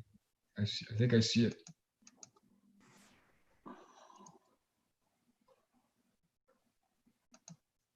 It's saying that my screen is paused. I don't know why. Okay. Oh, here we go. There you go. Oh, well, that's sort of it. Yep. There we go. For some reason, my screen was paused. So again, apologize for that, council. For our 2021 capital projects, a couple of carryovers, like I mentioned, the standard downtown revitalization plan. The other one is the Mad River upgrades. We had a partnership that was created with the Creemore Brewery regarding some upgrades to the Mad River. It was a $20,000 project where we were putting in $10,000 each. Obviously, in 2020, we were not able to complete that project as well, but we are still committed for 2021. And again, as mentioned earlier, the parks plan, that was an opportunity and a plan that we had for 2020, and we want to bring that one forward for 2021 as well. Hopefully this works. Yeah, and a couple of new projects for 2021. We need to replace one of our zero-turn lawnmowers. This is a project that's covered by the DC funding, so it's not towards the tax base. We have some roof repairs that's required at the Standard Arena, specifically over the office area. It's been leaking, for about a year now. We've been patching it up, and but now we were told by the experts that we have to do a full repair to prevent any more leakage. Also, one of the last projects that we have at the Standard Arena, as part of all the renovations that we did, is to replace the lobby flooring. It's definitely it's beyond its lifespan, and it needs to be replaced. It's heaving up in a lot of areas now. And finally, the landscaping of the Standard Arena parking lot. That's part of the library project that CAO Stage was talking about at one of our previous council meetings. Again, part of those funding is coming out of a reserve, but that's there as well, and that'll be part of our project for 2021. And that's all, Your Worship. And again, I apologize for the technical difficulties. The double screen here got me off guard. No problem. Anybody have any questions, Your Worship? If you've got any technical difficulties, take it up with Kelly and the IT department. Mckechnie is amazing assistance there. She really is. I'll sure. All right. I see Councillor Broderick's card. I'm looking for anybody else. All right. And Deneen and then Walker. Go ahead, Broderick. Thank you, Your Worship. Regarding the 2021 capital projects, the Steiner Downtown Revitalization Phase 1, what remaining barriers do we have? And do we have a timeline as far as expected implementation? I've got another one as well, but I'd like that one first. All right. Thank you, John. Go ahead, Terry. Thank you, Your Worship. Through you to Councillor Broderick. There are no longer any barriers that I'm aware of, Councillor Broderick. I think we've been at this study now for almost a year. I think we've went through all the barriers. We are at a stage where we should be able to go out for tender very soon, hopefully early 2021, and to start construction again, hopefully second quarter in 2021. Excellent. Go ahead, John. Thank you very much. My second question is with reference to the Steiner Arena and the lobby floor. My understanding is we have a significant moisture issue, water coming up from underneath the floor. Has that been addressed? Or is it able to be addressed? Good question. I'm sure Terry will answer it, but I bet you Steve Sage knows something about it too. Go ahead, Terry. Thank you, Your Worship. Again, for you to Councillor Broderick. We feel confident that we should be able to address it. We think we know where it's coming from, and we think we know what kind of product to put down to push the moisture out on the sides of the building instead of it coming through the middle. So I've been working on this for 2 years, talking to all kinds of experts and trying to get everybody's opinion on how to push that moisture out. To our knowledge, that moisture will never go away. It's just part of the groundwork. And again, perhaps CAOCH can comment on that. But our goal is to push that moisture out, both north or south to the building. So when you put some special membranes down, it pushes that moisture out so it can get out, so it doesn't come in through the floor. But as we know, we really won't know until we really pull the floor up and start doing a little bit of work. There's always some surprises, until you really pull it up. But from the surface, that's what the experts are telling me at this point in time. Excellent. Thank you very much. You're welcome. Thank you. Councillor Deneen is next, then Walker. Hi there. Sorry, I'm new to this. I'm just curious if this is the time that I would try and ask about improvements to the Nottawa ballpark.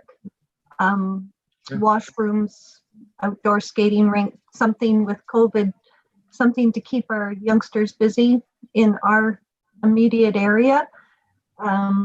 There's been talk that people would like to have a pavilion there, or even just a cement pad again for an outdoor skating rink.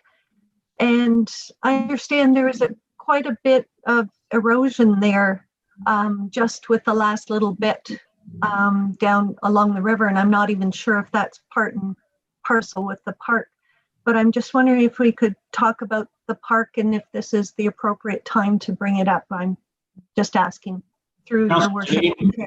Thank you. Councillor Deneen, it is exactly the right time to bring it up. And so, Terry, why don't you outline for us what you've got in the recreation master plan in regards to the Nottawa Pavilion building and the works that are there, as well as the future outlook for that park. Yeah, thank you, Your Worship, and through you to Councillor Deneen. Yeah, excellent question. Councillor Deneen, our department completed a 10-year master plan 2 years ago. And in there was a slew of recommendations for our department to take on with respect to programming, with respect to capital improvements.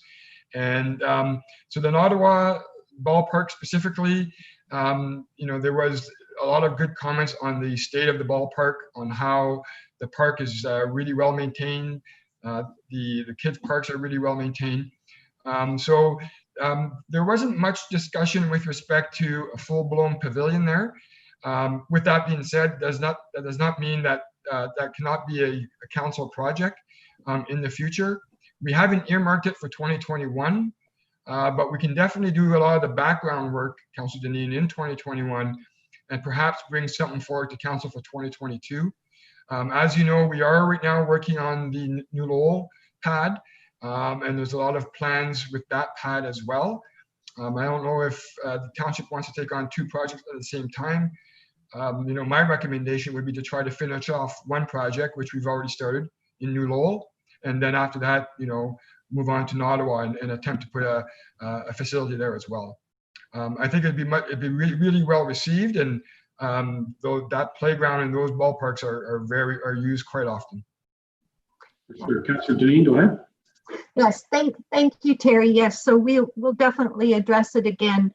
The washrooms were a big to-do because we've always the washrooms haven't been functional for as long as I played.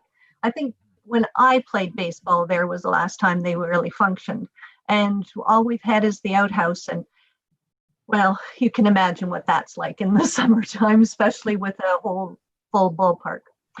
Thanks so much. Yes? Go ahead. You got any comment on that? Yeah, thank you, Worship. Just for council's information, we, the township, recently built a beautiful facility at Gowan Park. It has the washrooms, it has a pavilion, it has the kitchen area, and just for council's knowledge, it was approximately $300,000 for a facility like that. So that's something to keep in mind.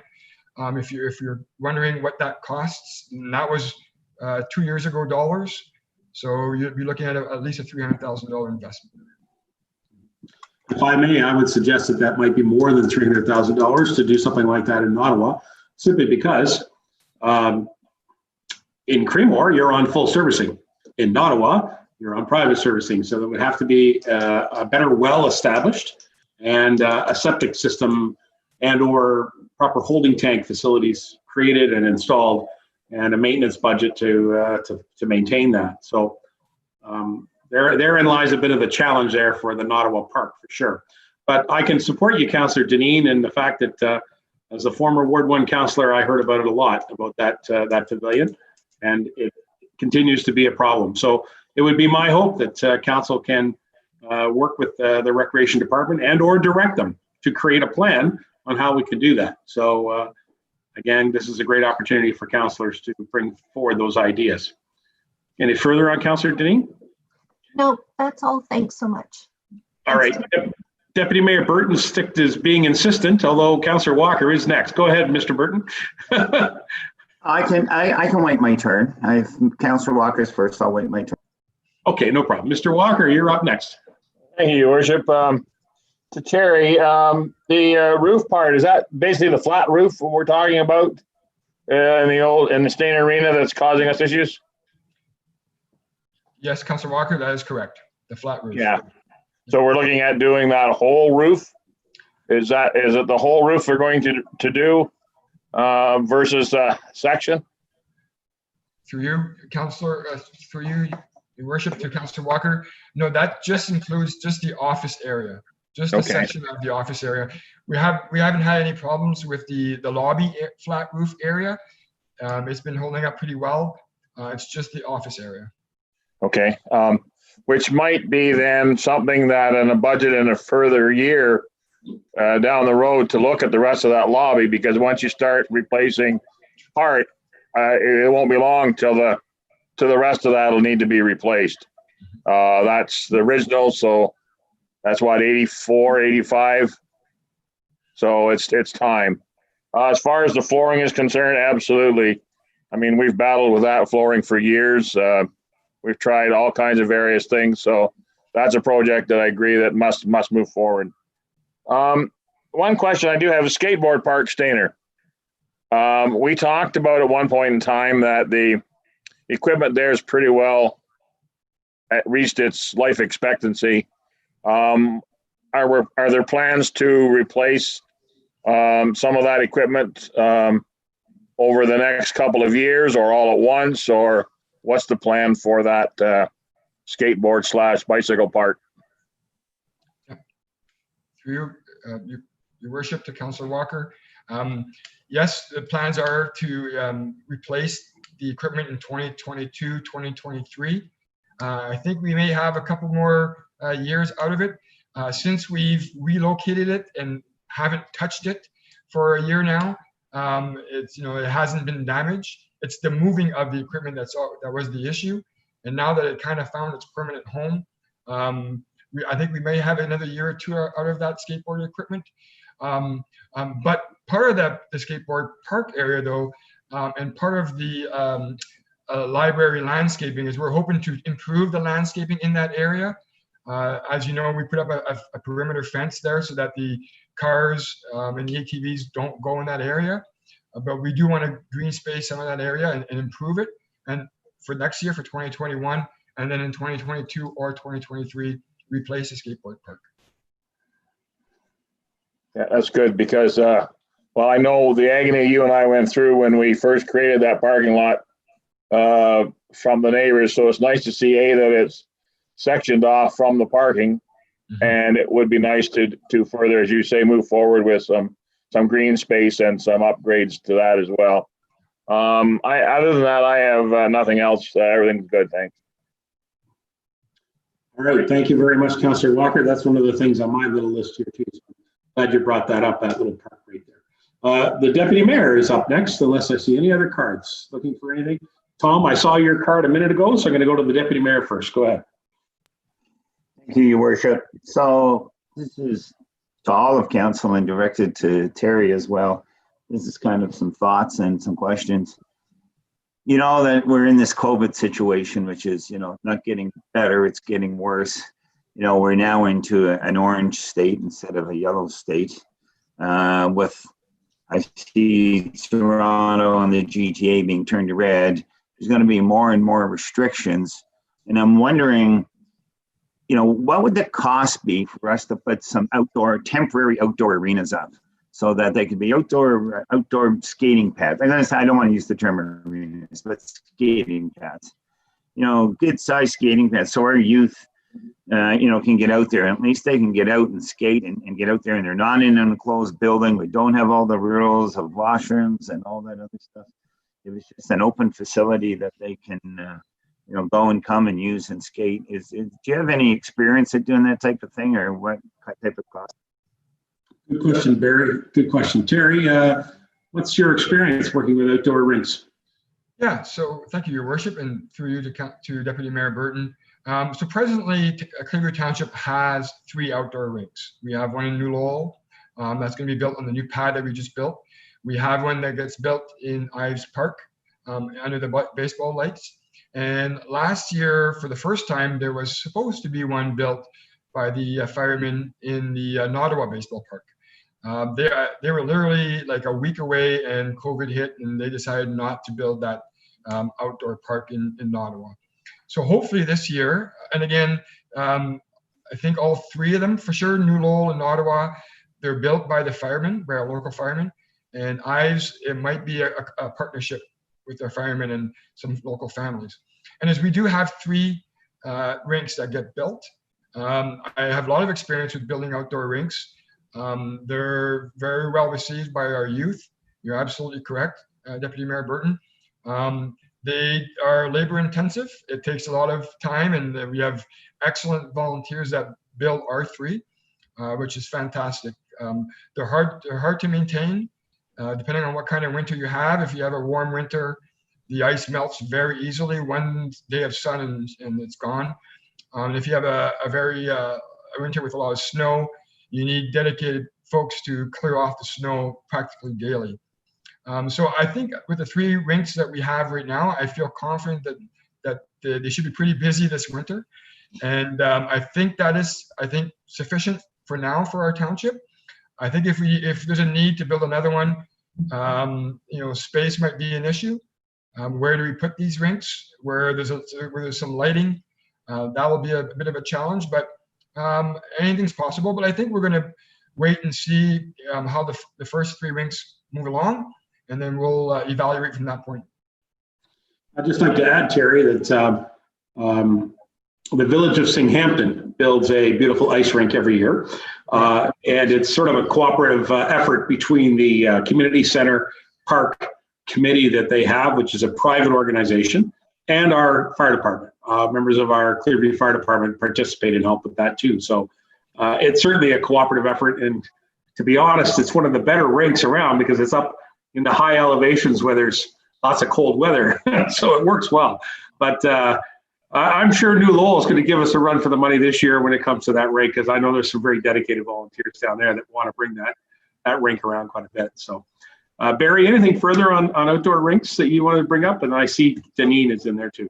No, I just wanted, because I'm concerned that, we're going to be really restricted on our indoor arenas. I think that's going to continue, and those restrictions are going to get worse. And, if there's an opportunity to create another, like either in Gowan Park or down at the Mad River Park here in Creemore, and any other park around, I just, we may have to direct some of our COVID money towards having this done so that we can, if people are starting to get COVID fatigued, and it looks like we're going to be into this.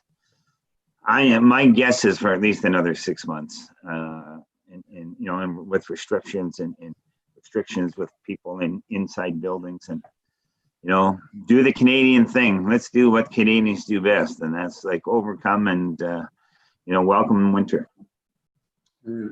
So since we're talking about rinks, if I can, Tom and or Phyllis, I just want to get to Terry about rinks. Terry, can you give council an outline about the operations of the Stainer Arena during COVID, and the question about whether the Creemore Arena will be something that we'll be able to access this year? Sure, Your Worship. So right now, as you mentioned, only the Stainer Arena is open.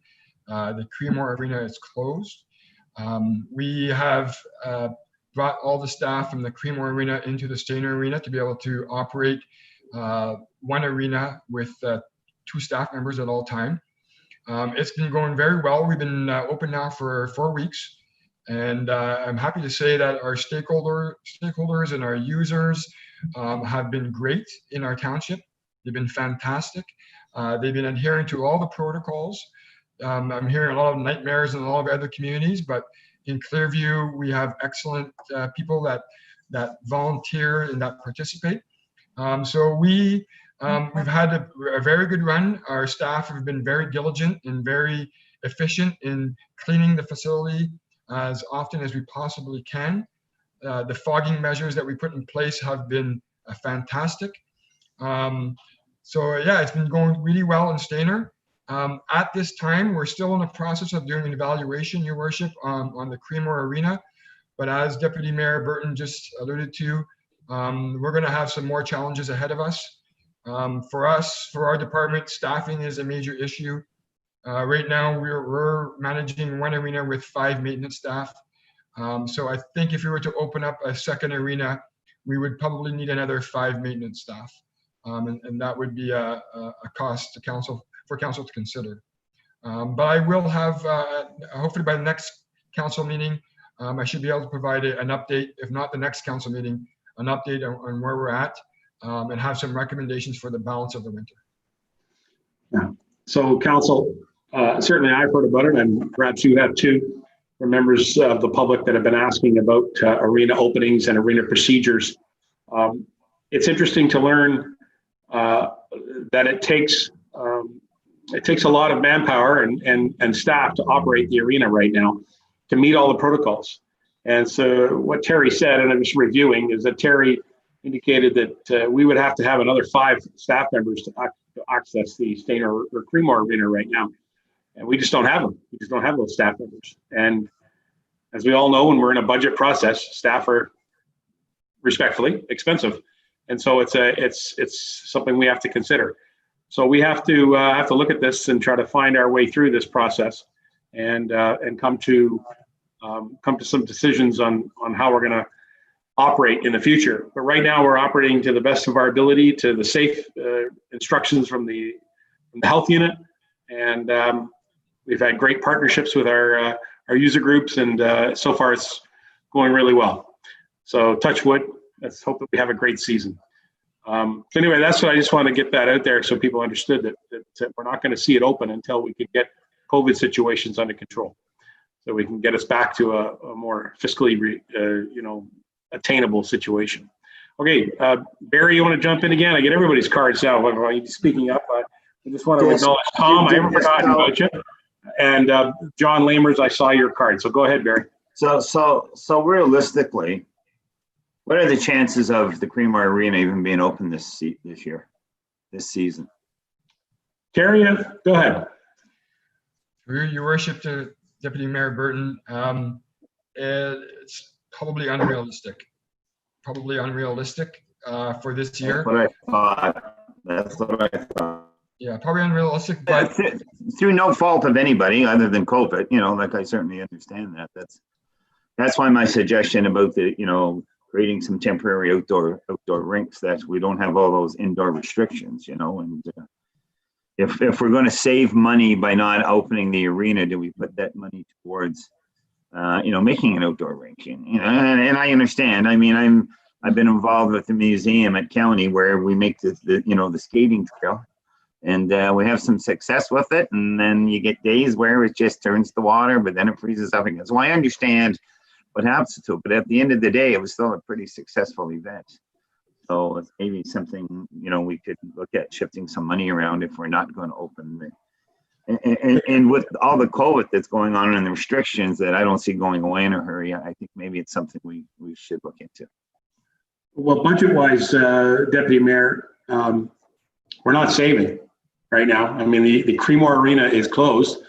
We're not saving because we're now required to have more staff on duty around the clock, and so it's not a saving situation. Terry, you've submitted even overtime requests through the CAO. I know, so it's surprising to have overtime in October. Go ahead, Terry. No, I was just going to add, Your Worship, that we're fortunate, Collingwood Township is fortunate that we had two arenas, that we can merge the staff into one. If we would have only had one arena with the existing staff that we would have had to hire more, which would have been a burden on the taxpayer. So you're right, we didn't really lose money, but we didn't really cost us money either. So we're really kind of balanced, which is pretty good. Right on. All right, good discussion, folks. Anybody else want to talk about arenas, or are there other issues? No? Okay. So on my list, I have Tom, and then I have Lamers, and then, Phyllis Deneen. Phyllis, did you have something else you wanted to say?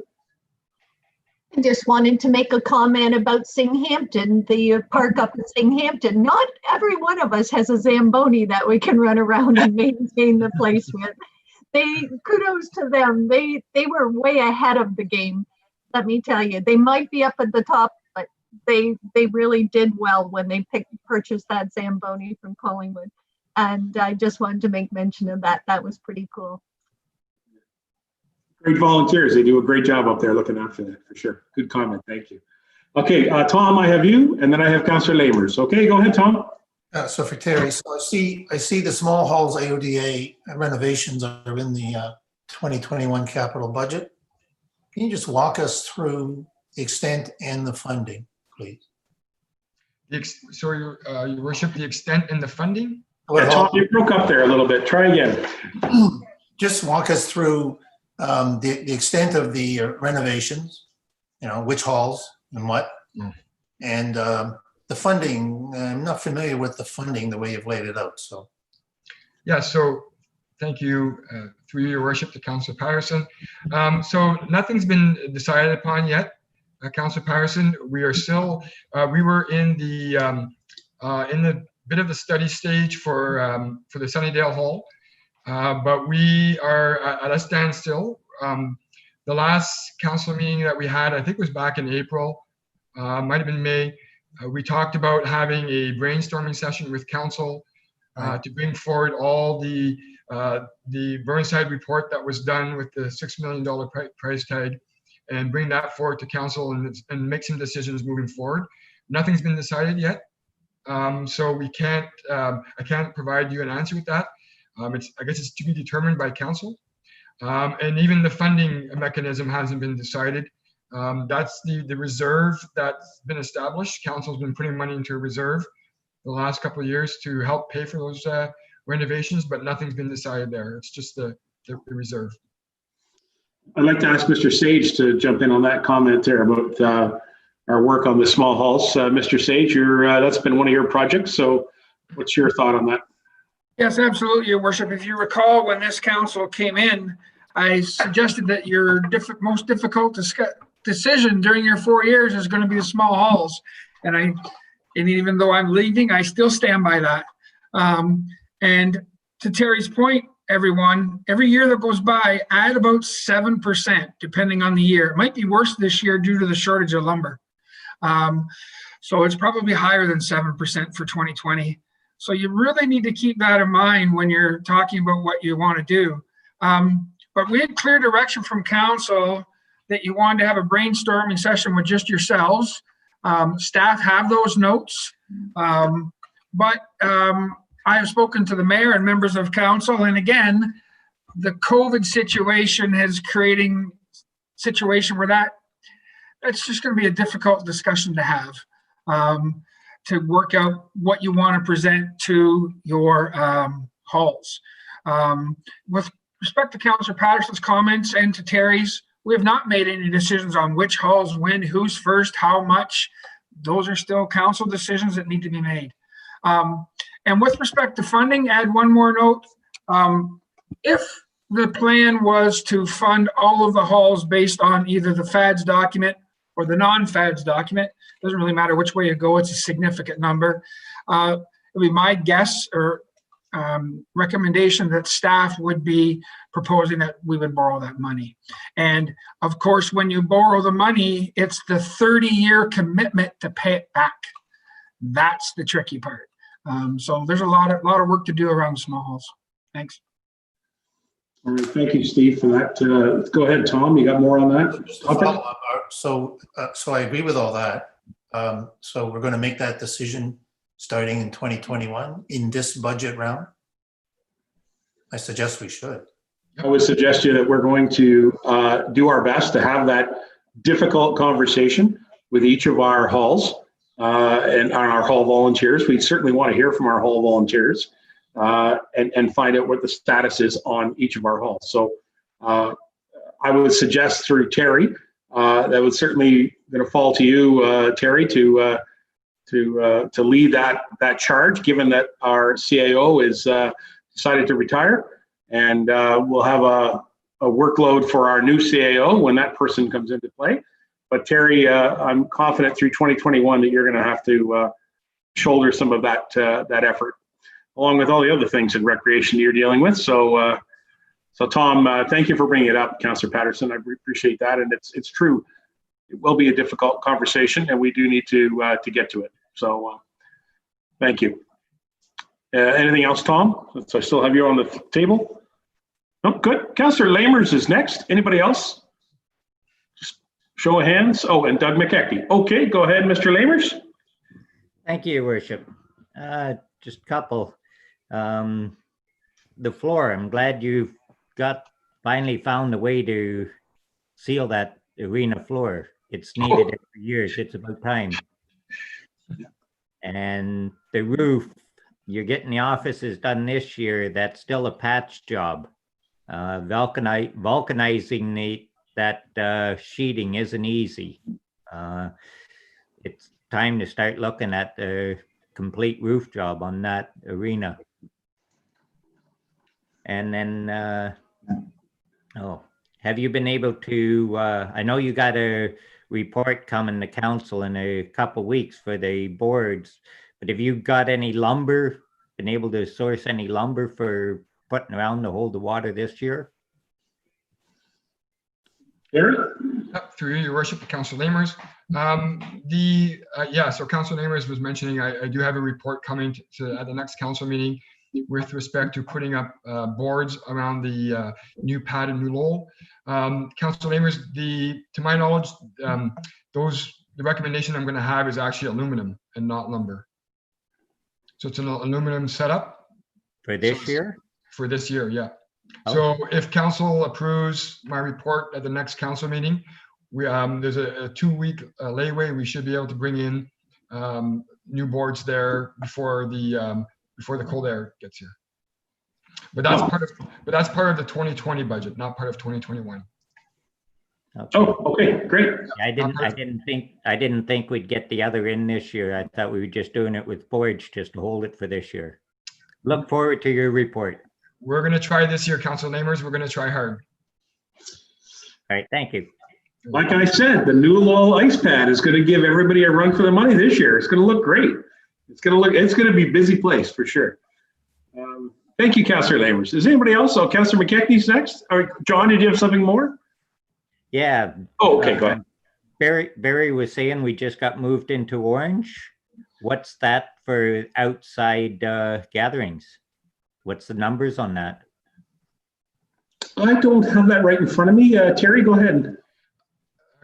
So through you, Councillor Lamers, we don't really know what it means yet because the Ford government announced last Friday that they're going to be making changes to that setup, to the green, yellow, orange, red setup. So there's more changes to come. So we're still waiting for more information to come out from the province to make that determination. Again, they make their decisions at the province and they change their mind every 20 minutes. So Steve, what's the latest update? I just wanted to agree 100% with what Terry said. The problem with those statements that the Premier made, and I wouldn't want his job during this either, but the way that system was set up, there's regulations that have to follow. And those regulations are not prepared.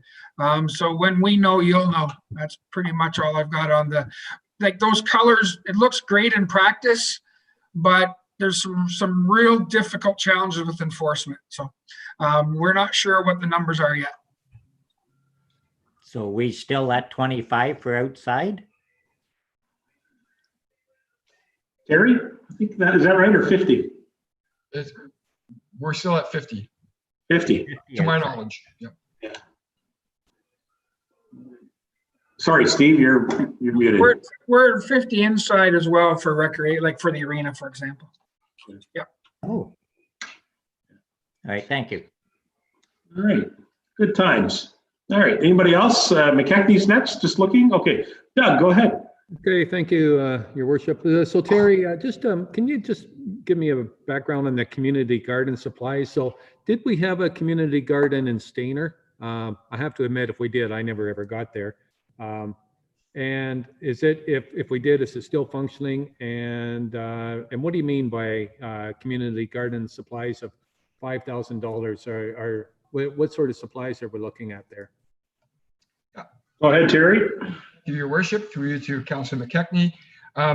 Yes, Stainer used to have a community garden down by, I think it's Margaret Street, but it had since closed down. The property that it was on got sold. So the community garden got moved to the Eco Park over on Mowat Street, but the volunteers didn't move with it.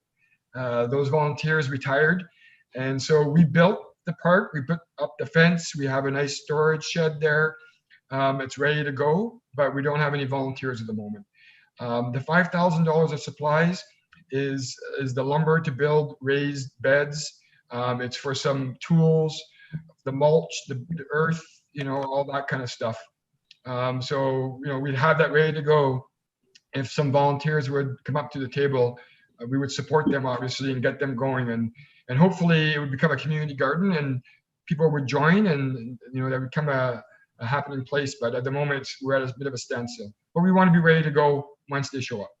Okay, and so my question then is, since Stainer doesn't seem to want to do it, is that something that would be suitable for, let's say, Duntroon, at the Duntroon Hall? There's lots of space there, or Singhampton, or maybe in the Dunedin Park. One of the other communities, is that something that you would support if they came forward, if I made that suggestion to those communities, if they came forward and showed interest, would you be receptive to that? Good question. Go ahead, Terry. Yeah, through your worship. Oh, absolutely. It's always a question of volunteers.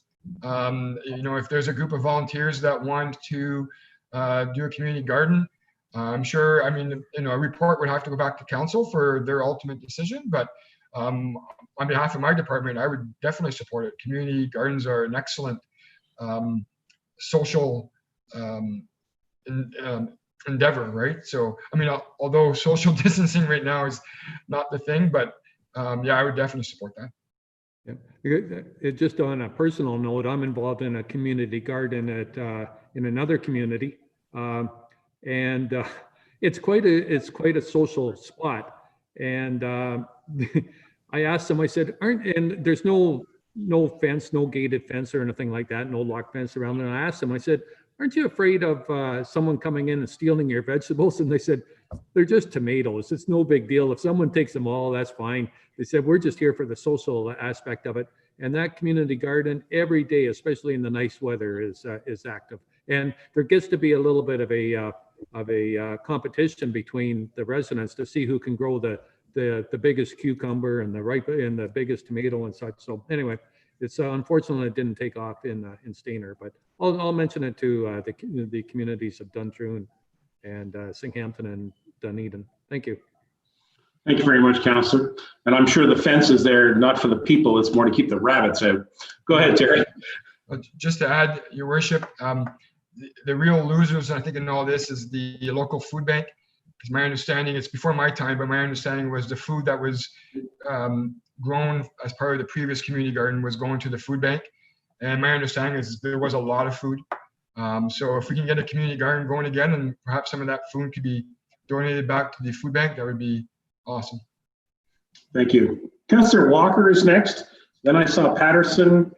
Or is that right? Just looking around. Okay, go ahead, Councillor. Oh, that's right. Okay, so Councillor Walker, you're up next. Go ahead there, Bob. Yeah, just to Terry. Terry, would you like to just inform council of the partnership with the Lions Club with regards to the Memorial Forest and at what stage that's at this point? Go ahead, Terry. Sure. Thank you, your worship, through you, Councillor Walker. Yeah, so as you know, the Memorial Forest is built. It's all ready to go. We've actually planted, I think it was 18 trees this fall, ready to go to be sold off. The partnership that we have with the Lions Club is, it's a really good one. The township is the one that's in charge of doing the financial transaction. So if somebody wants to purchase a tree in dedication of their family members, they would purchase it through the township. We would coordinate the type of tree and the planting with the Lions Club. And there's also a partnership there where we purchase a plaque that's very consistent with all the other plaques that we put on site. So we're ready to go. We should be able to sell off 18 trees, and then hopefully it'll pick up a little bit of steam, and we'll be able to plant some more trees and put up some more plaques. Unfortunately, on the weekend, Councillor Walker, I don't know if you knew, but we had a vehicle that actually drove through the Memorial Forest yet again. So there's some 6-inch divots in there that we're going to have to repair. I'm going to be coming probably back to council in the future with some recommendations on how to barrier off that Memorial Forest so that vehicles do not drive on it. It's extremely unfortunate. No trees got damaged, just the earth, but it's, again, we're going to try to figure something out permanently so that damage doesn't happen. Yeah, that's the unfortunate part, isn't it? We can do everything in our power, but we can't control the nut behind the wheel. And that's the whole issue, isn't it? Bob, that goes for a lot of things we have to deal with here in the township. Not just that, so thank you. Perhaps, Terry, you could come back with a report or even attach it to a future amendment to the budget to put some money in for bollards or that type of material. I mean, there's certainly traffic bollards that you could install that are also removable too, that can go in and then be unlocked and taken out again if necessary. So it might be something to investigate. We've certainly had some damage happen in Eco Park in the past that perhaps we could step up our vigilance on. You comment on that, Terry? I'll just totally agree, Mayor Measures. Totally agree. Okay, thank you. All right, is anybody else? Tom, was that you again? I think you still got something you want to bring up, Tom? Well, Councillor Mckechnie's request regarding the community garden just reminded me of an idea that was floating around last fall. Terry, has anyone, and I can't speak for the Village Green project, but has anyone talked to you about the reuse of the garden, the relocation garden that the Hort built in the property beside the library? Terry, any thoughts on that? Yeah, not to my knowledge, Councillor Patterson. That's sitting there. I mean, I can go and ask and get an update and send you fine, but that's sitting there with raised beds, all the earth, everything you would need for a community garden. Absolutely. So, are you interested? If someone else was volunteers. Go ahead, Terry. Yeah, thank you, Your Worship. Again, yes, Councillor Patterson, it comes down to volunteers. If there's a group of people that want to put together a community garden and give the effort that's required, why not? Why would we ever say no to something like that? But yeah, you're absolutely right. The infrastructure is right there. It's ready to go. It's almost like a turnkey community garden, actually. Yeah. Okay, I'll get back to you. Tom, I think that's an excellent idea. I think something that we should do, though, keep in mind, and Terry, I'm sure you already know this, that property is actually designated as part of the library services. So we have to make sure that if we're going to make a community garden there on a permanent basis, we work with the library to clearly define the responsibility for that. So I've done it many times before, so I think you see it written across my forehead here. I know it was a big project back when we started this, so thank you. That's great. Okay, Council, anybody else with anything for Terry? All right, it's my turn. Terry, we've already talked about the downtown project for Stainer. As part of that project, can you just advise Council, is there any renovation happening or any maintenance being added to the gazebo? I know 2 years ago there was a discussion about the roof of the gazebo, and they didn't want any staff persons on the roof of it for fear of damaging it. Is there any maintenance money that's going to be set aside for the gazebo? Thank you, Your Worship. We don't have any funds set aside to repair the gazebo at this time or in 2021. The gazebo was going to be part of phase 2 of the downtown plan. Again, we're a year behind, unfortunately, because of COVID and some of the planning process. We were supposed to be starting phase 2 this year. So we're being pushed a year. So the hope is to be able to do significant upgrades or even replace the whole gazebo as part of the phase 2 downtown plan. We're probably looking at about 2022 at this point.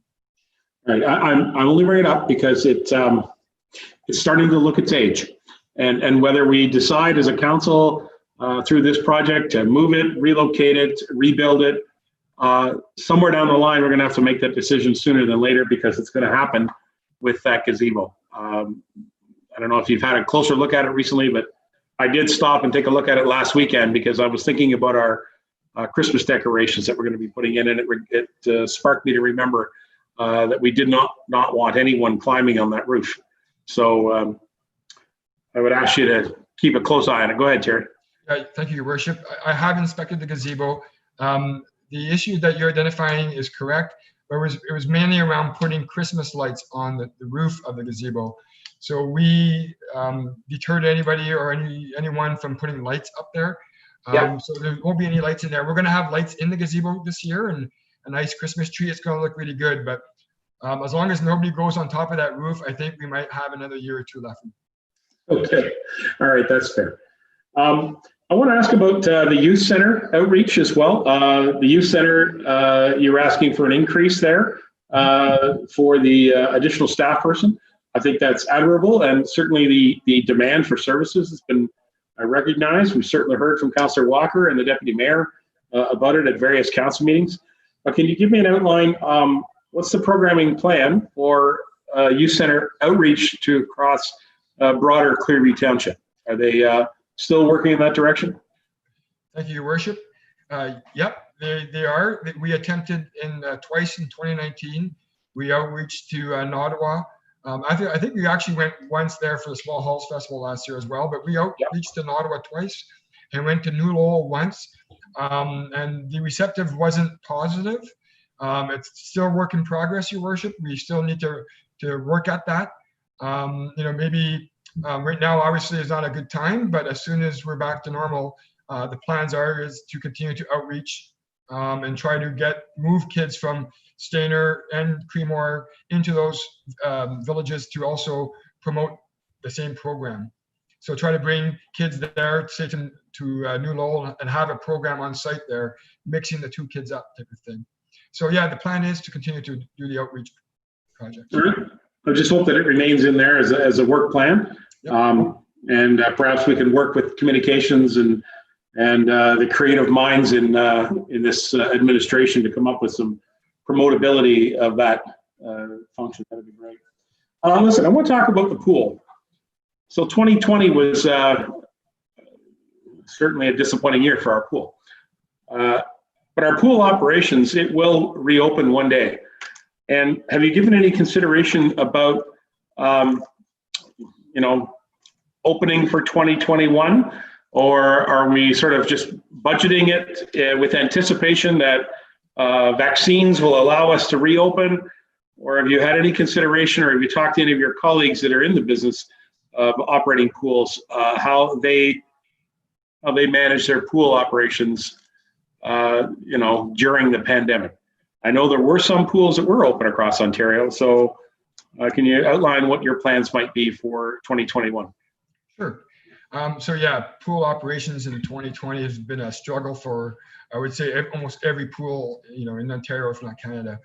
Our plan is it is budgeted in anticipation that we're going to be able to reopen in 2021 with a vaccine or without a vaccine. We're going to see what the protocols are given to us at that point in time, but we will be ready to go. We haven't moved those funds; they're still there.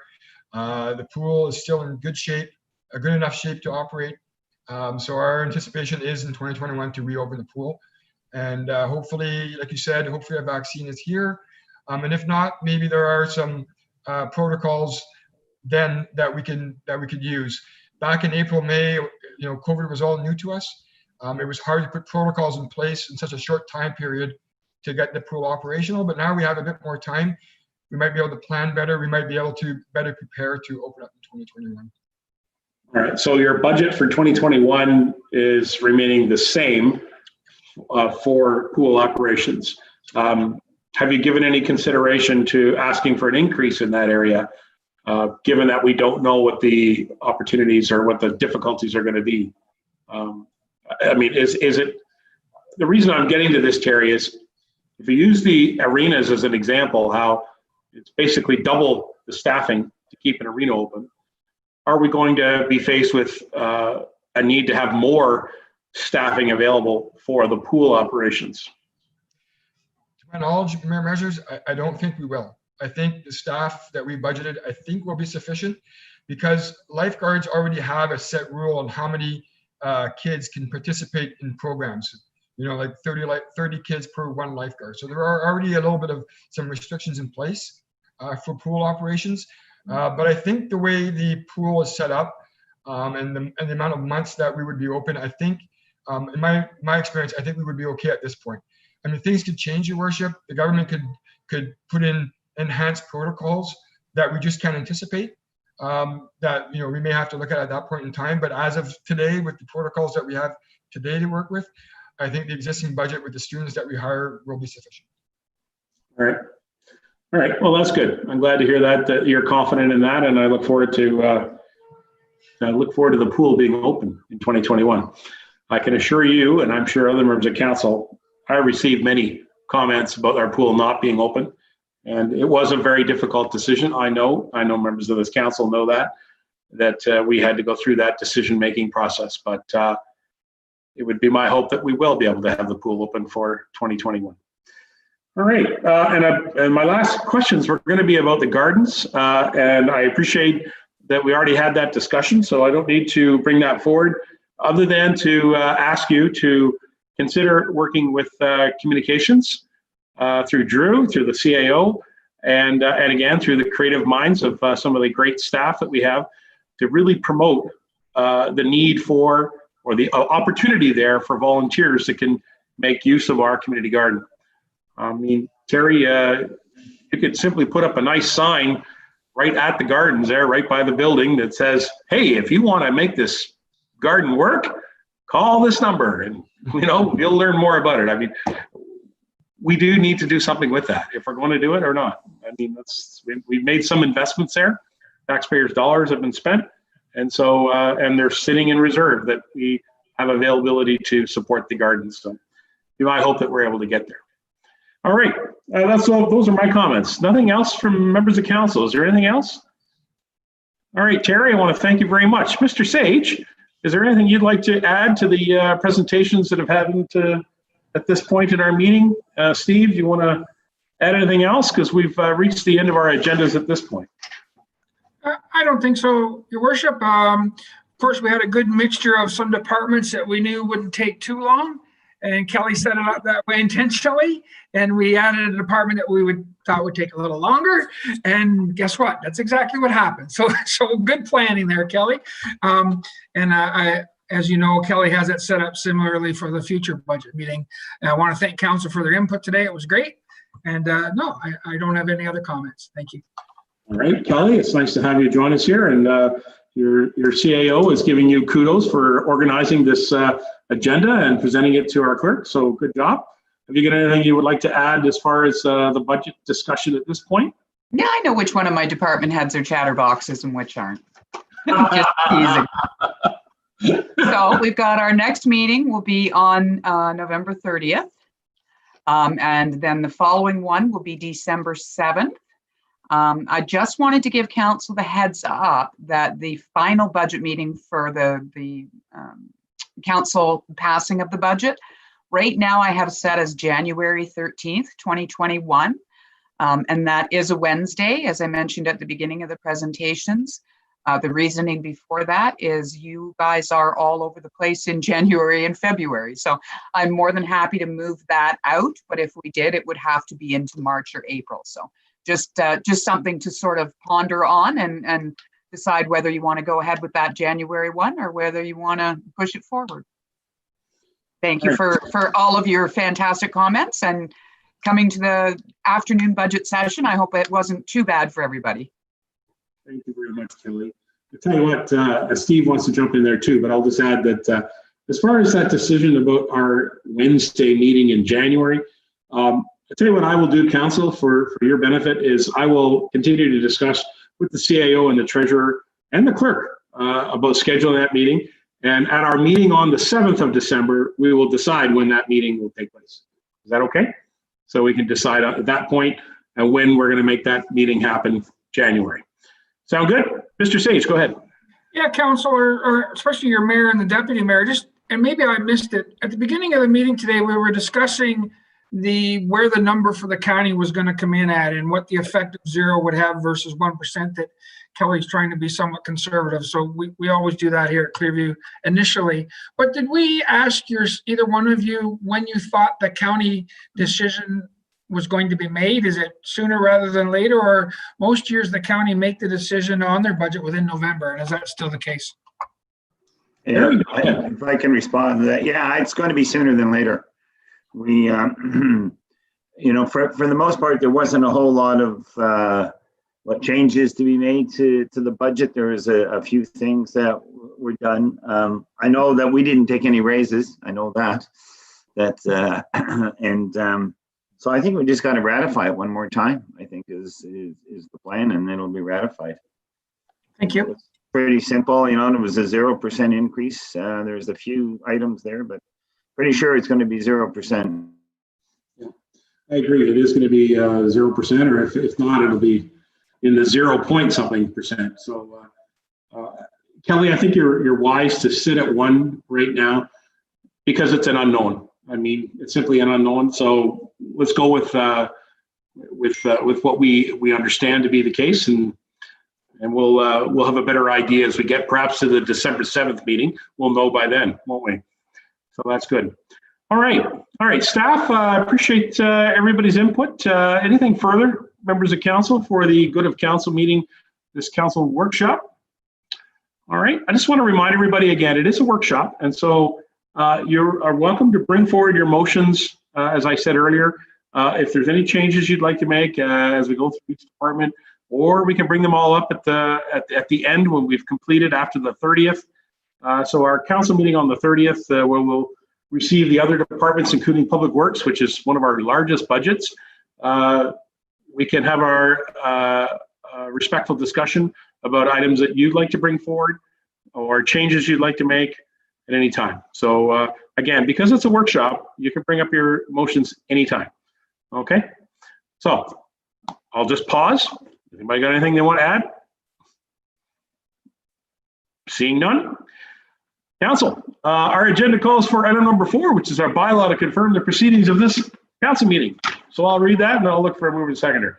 Recommendation be it resolved that bylaw number 20-78, being a bylaw to confirm the proceedings of the November 16, 2020 council meeting, be presented and read a first, second, and third time and finally passed on the 16th day of November 2020. Mover and seconder on the motion, please. I see Broderick and Mckechnie. Any questions on the bylaw? All those in favor? There we go. Yes. And that bylaw carries. And now we have a motion to adjourn. Again, is there anything further before we adjourn? Good to see you all. Recommendation be it resolved that the council meeting be adjourned at 2:44 p.m. Mover and seconder on the motion. Lamers and Burton. Lamers, Deputy Mayor Burton. Those in favor? Thank you. That carries. This motion, or this council meeting workshop has been adjourned.